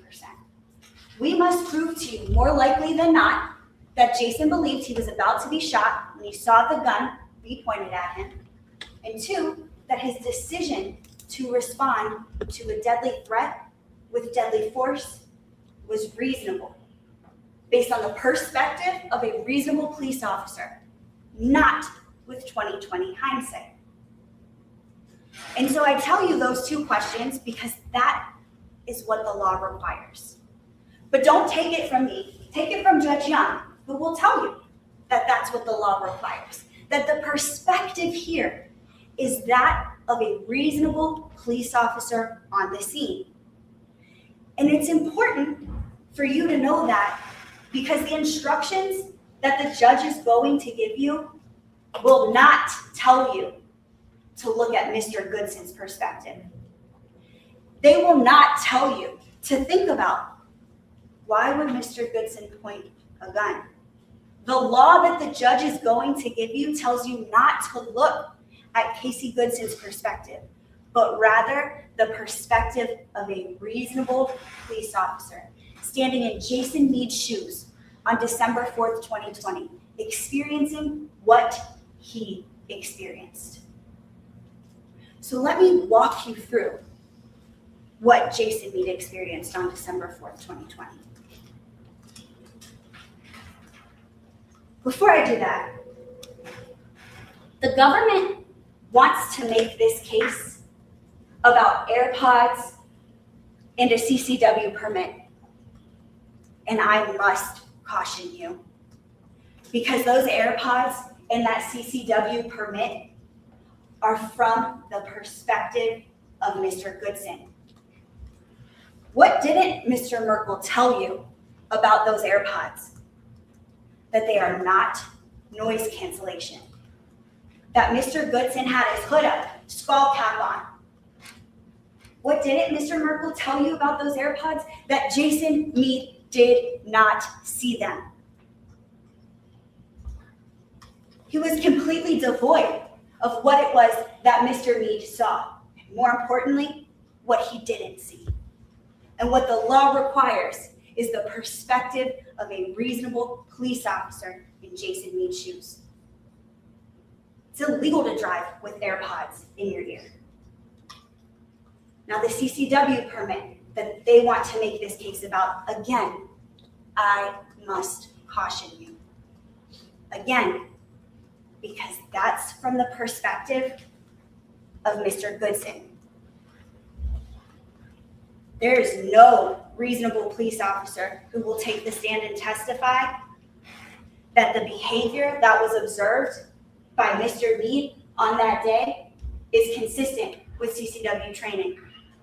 There is no officer who will take the stand and tell you that that's what a CCW permit class teaches and trains you on.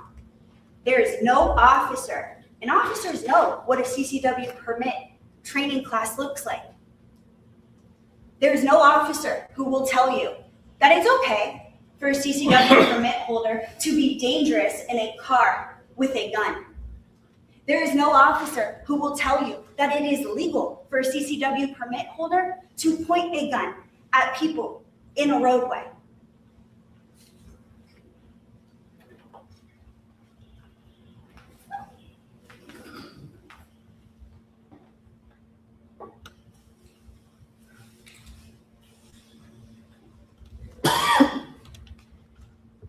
A photo of Mr. Goodson in a car. You can see the headrest pointing a gun while he's in the driver's side seat. I'm not saying that was from December 4th of 2020, but what we are saying is that this behavior that Jason Meade saw, the same behavior that Jason Meade saw on December 4th of 2020 is not the behavior of a lawful CCW permit holder. And neither is this. And neither was the time that Mr. Goodson put his finger on the trigger and fired his weapon in his grandmother's house after he obtained his CCW permit. They didn't tell you that. Sure, he was allowed to carry a concealed weapon on December 4th, 2020. But that CCW permit does not give you the ability to point it at people on the road.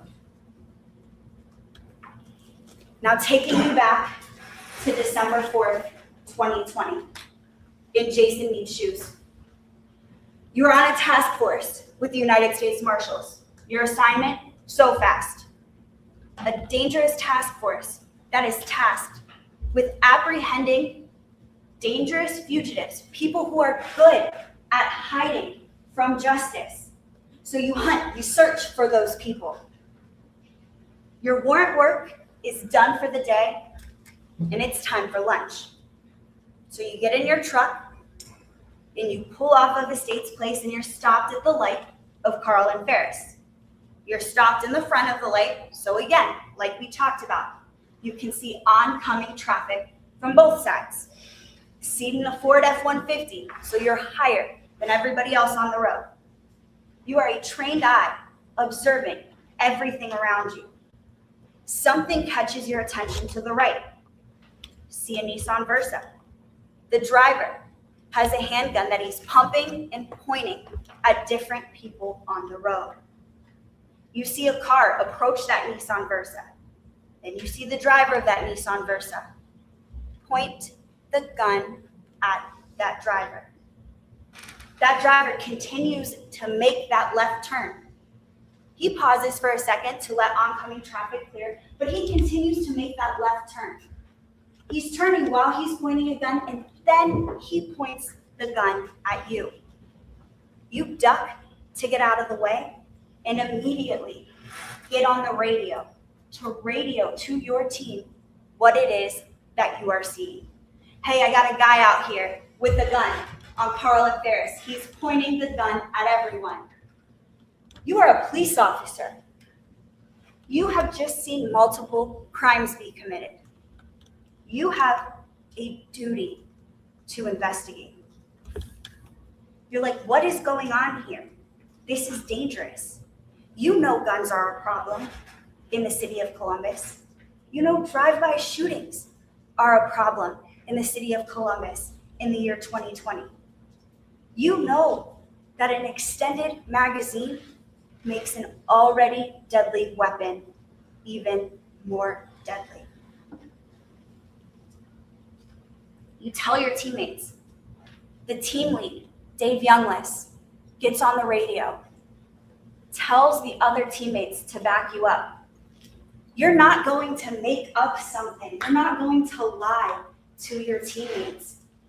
You know how dangerous that can be if you lie to your teammates or you make something up to your teammates who are then going to approach a man with a weapon. You give them your location, you know your team is en route. You know your backup is coming. So you do a U-turn in the middle of an intersection. Why do you do a U-turn in the middle of an intersection unless you saw a gun? There's a school and a church around. You're in a residential neighborhood. You lose sight of him. This is becoming more dangerous. You see your teammate Ryan Rosser and you pause at his truck to reiterate what you had just told Ryan on the radio. There's the guy with the gun, let's go. Ryan Rosser makes that same U-turn.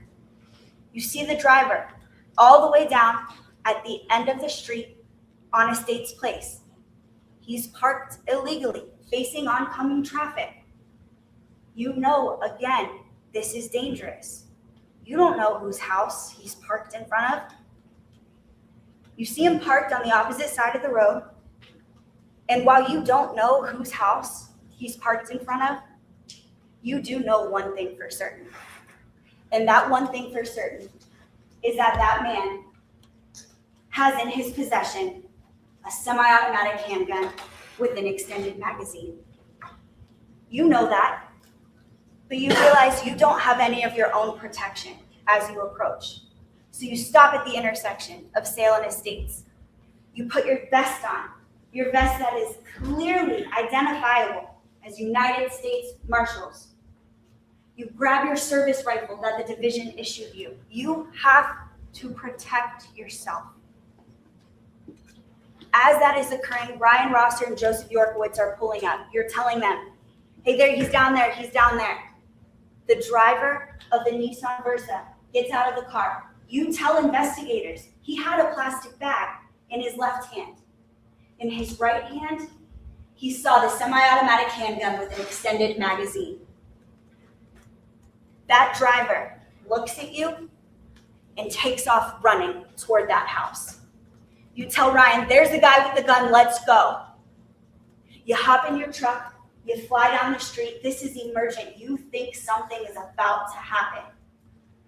You see the driver of that car, who's now out of the car, running and ducking into a fence. He's trying to get into a house. You approach the house and say, drop the weapon, United States Marshals. You give him several commands. Right after you give him those commands, instead of dropping the weapon, Mr. Goodson, for whatever reason, we will never know, turns and points the gun at you. You fire your service rifle one time. One trigger pull, as you are trained to do, as you are trained to respond to a deadly threat. You defend yourself. You have the right to protect yourself. At that moment, when the gun is pointed at you, you have to protect yourself. Now, this is all happening very quickly. Jason does an immediate U-turn. Why? Because he saw the gun. 15 seconds after, he's following Mr. Goodson. 15 seconds after that, Ryan Rosser is following Mr. Goodson. And then it's all over. It took me longer to tell you what happened than it did in real time. Think about that as you're deliberating. Now, how are we going to be able to prove that Jason was in fact justified in using deadly force?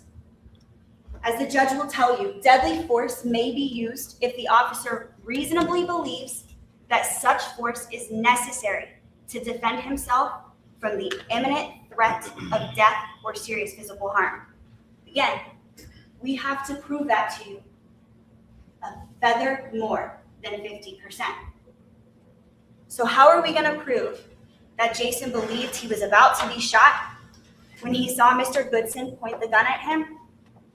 Well, Jason wrote a statement to investigators you're going to hear about. That statement from the investigators says, "I thought I was going to be shot when he pointed the gun at me. I was in fear for my life."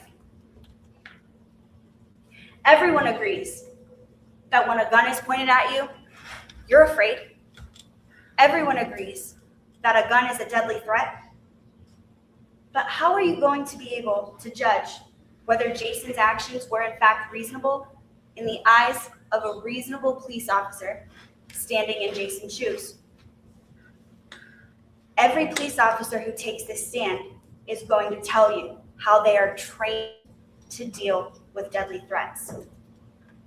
Again, there is no doubt that a gun is deadly. That when they see a gun pointed at them, the law permits them to defend themselves. They do not have to wait to be shot at in order to protect themselves. And that makes sense because neither do you or I. And I'm not a police officer who puts my life on the line every single day. You just heard the government belabor 6 shots in the back. I think Mr. Merkel was kind enough to number those shots for you. But listen, as the coroner will tell you, you can't tell what order the shots came in. Every police officer who takes the stand will tell you that even a person facing away from you can still be a deadly threat if the person turns and points the gun. Every single police officer who takes the stand is going to tell you that. Why? Because in a split second, a person can make that slight turn and point that gun at you. What they didn't tell you, what Mr. Merkel did not tell you, is that those 6 shots in the back are in fact consistent with what Jason tells investigators. You'll recall an activity. Excuse me, Your Honor. We approach. Good night.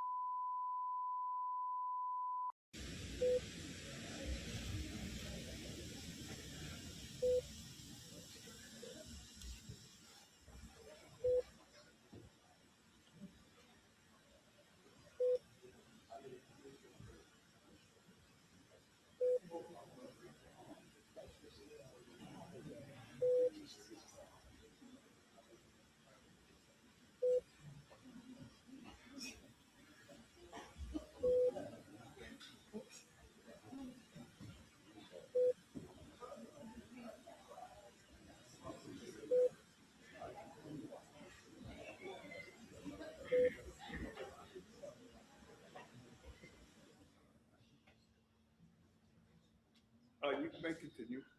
Thank you very much, Your Honor. You'll recall an activity that Mr. Collins had you participate in with the laser pointer. The coroner is going to testify that the wounds Mr. Goodson received are consistent, even though they are through the back with someone and turning.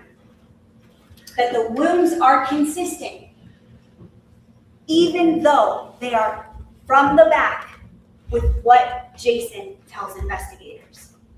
That's what the coroner is going to testify to. That is what the evidence will show. You're going to hear about studies on how quickly a person is able to turn. Pay attention to those studies. The judge is going to tell you how to judge the reasonableness.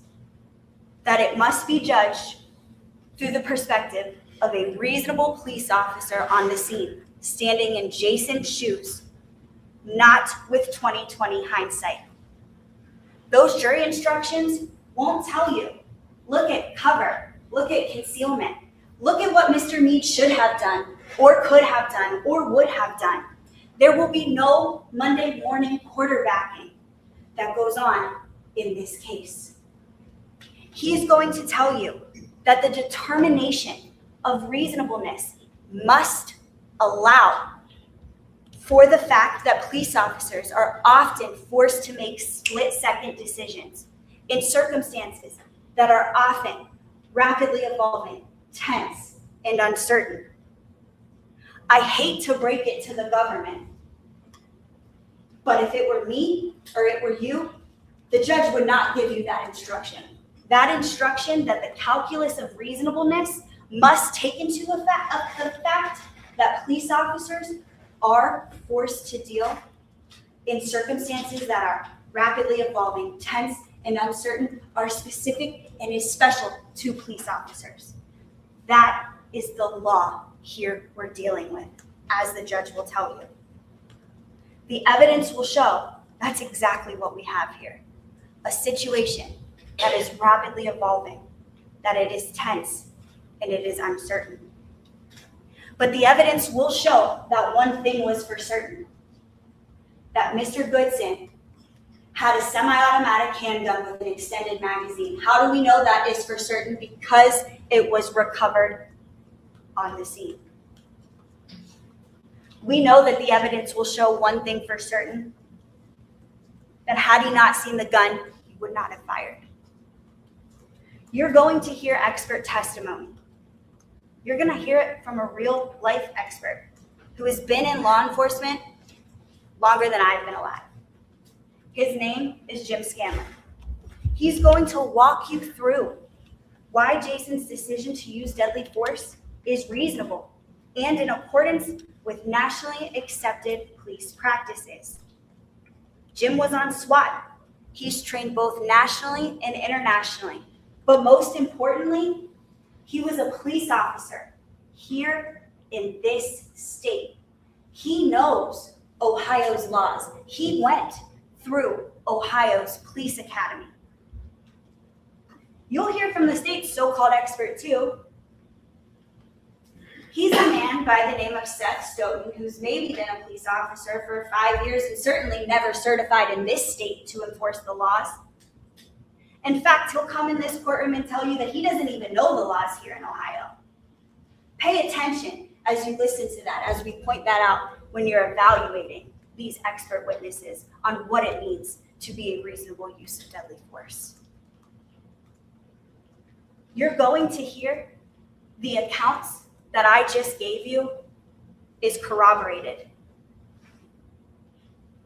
What Jason says to investigators that happened that day isn't just what Jason said. Make no mistake, ladies and gentlemen.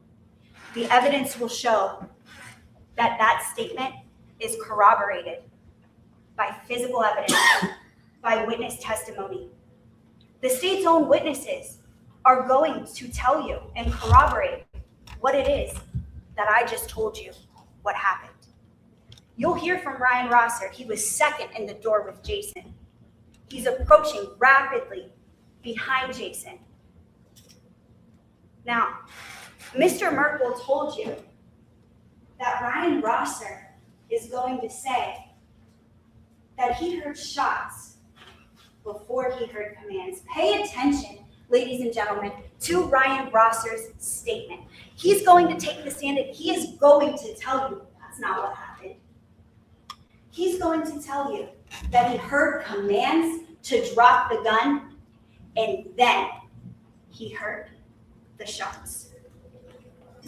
You'll hear him tell you where they located the gun on Mr. Goodson's person, right underneath Mr. Goodson. As soon as they approached him, he was in the entrance of that doorway. You'll hear from Joseph Yorkowitz, another team member. He was third in the door with Jason. You'll hear how he was terrified. He had never been on something like this before. But most importantly, you'll hear Joseph Yorkowitz tell you and corroborate what it is that Jason tells investigators, because Joseph Yorkowitz is going to tell you that the driver of the Nissan Versa runs as fast as any human can run toward a house that we didn't know who lived in there. You'll hear from a neighbor, whether her testimony from a prior hearing is read or whether she is live and in the flesh on that witness stand. You'll hear from the neighbor who we have to call, and that neighbor corroborates the same thing Jason tells investigators and the same thing Rosser will tell you, that she heard commands, that she heard him identify himself as a law enforcement officer, and then she heard the shots. Why doesn't the government want you to hear that information? Well, because she too corroborates independently what Jason tells investigators. You'll see physical evidence that confirms what Jason says. Of course, he didn't know that St. Matthias had 2 working cameras. He tells investigators he did a U-turn. You saw that U-turn on that camera. He hadn't watched the videos. He stopped at Rosser's car. That is confirmed. Why did he do that U-turn? Because he saw Mr. Goodson pointing a gun. You will hear from a biomechanics expert, Dr. DeMullen. He studies human movement for a living. He does a shooting reconstruction. And he will explain to you that the trajectories are consistent with what Jason tells investigators happened. That the most likely position, not talking more likely than not, that the most likely position of Mr. Goodson was outside that door, exactly as Jason describes to investigators. You'll see pictures of an empty right-handed holster buried underneath clothing. Underwear, shorts, jeans, a t-shirt, a hoodie. Look at the holster. The holster has no blood on it because it was buried under layers of clothing. You'll see a photo of the gun that was recovered on Mr. Goodson.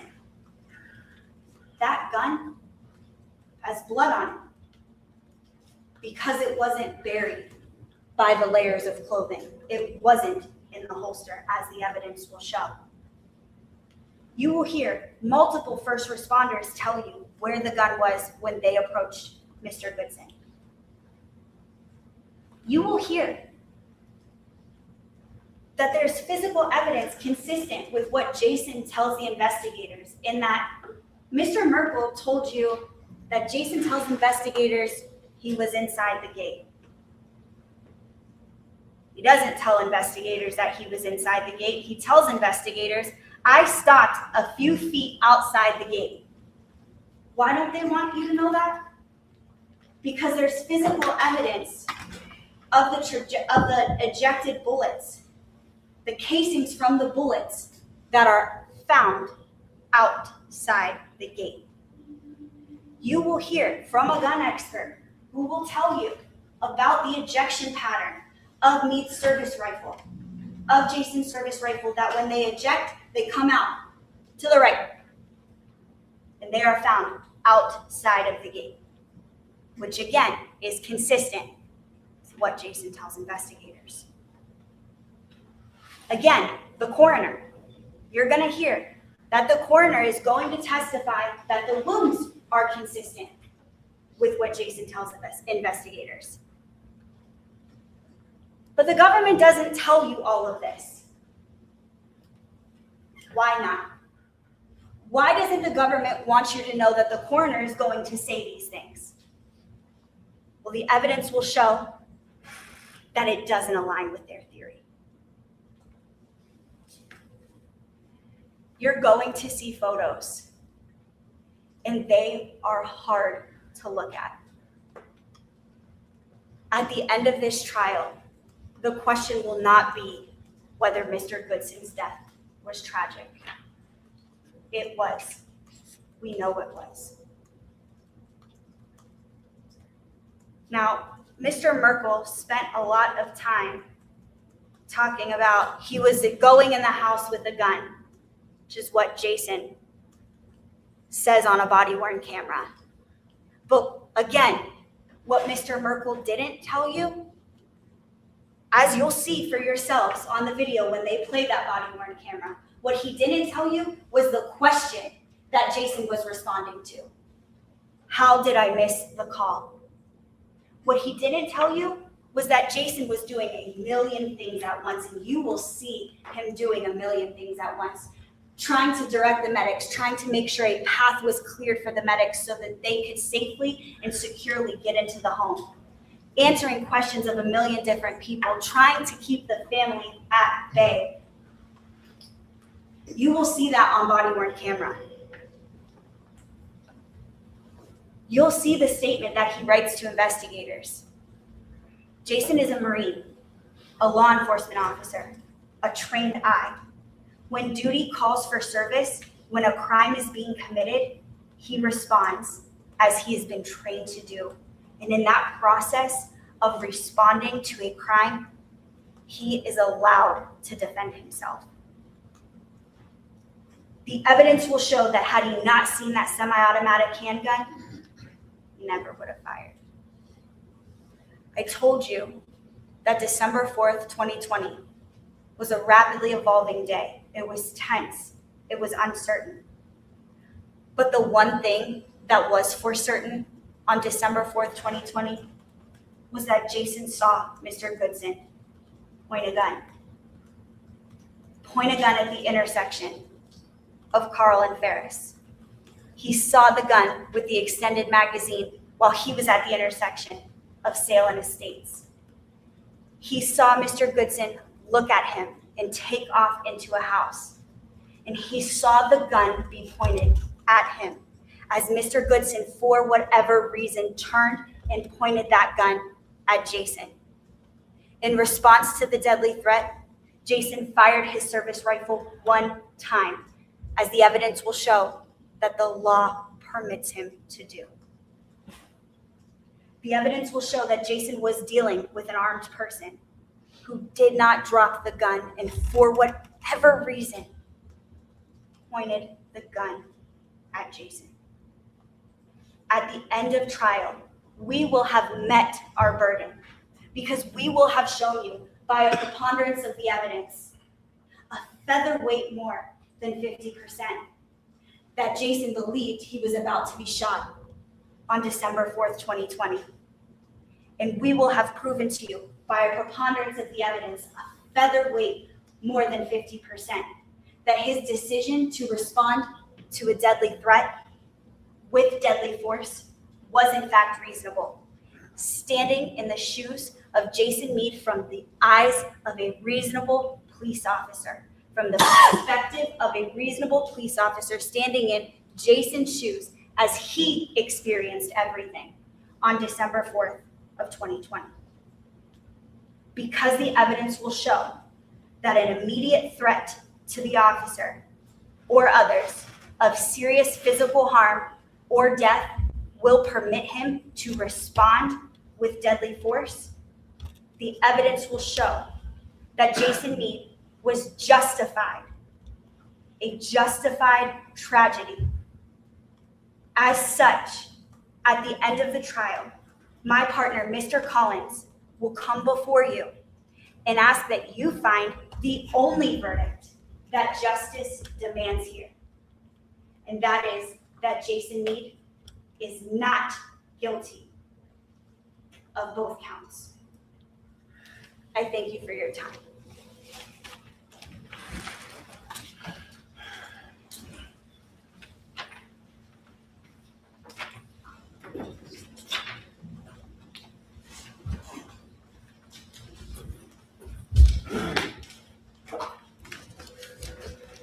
Ladies and gentlemen, we're going to take our lunch recess. Do not discuss this case among yourselves. Do not permit anyone to discuss it with you or in your presence. It is your duty not to form or express an opinion on the case until it is finally submitted to you. When do you want them to come back? 115 downstairs. Well, do you want them up here? Okay. Be back about 1:15, and I don't know when the bus is coming, but I think it's supposed to come at 1:30. Can we approach from? Yeah.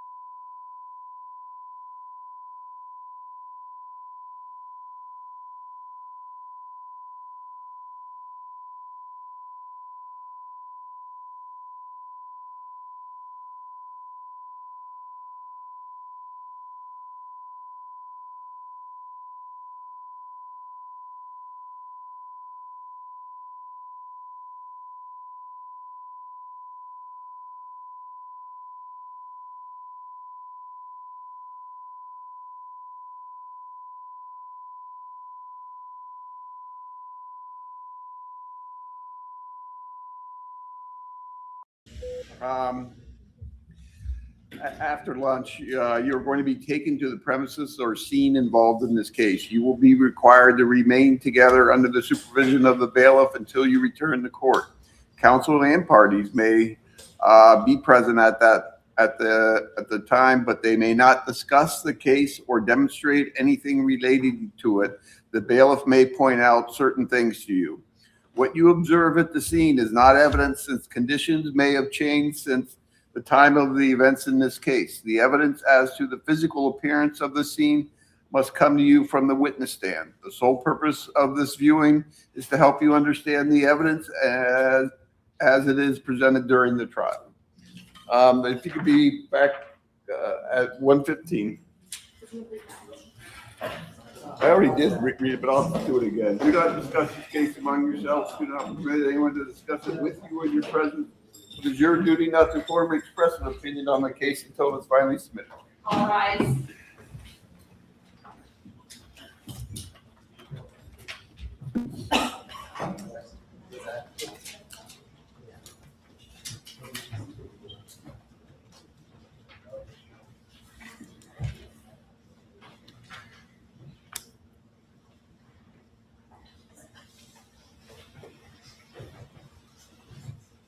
There's one on the field trip.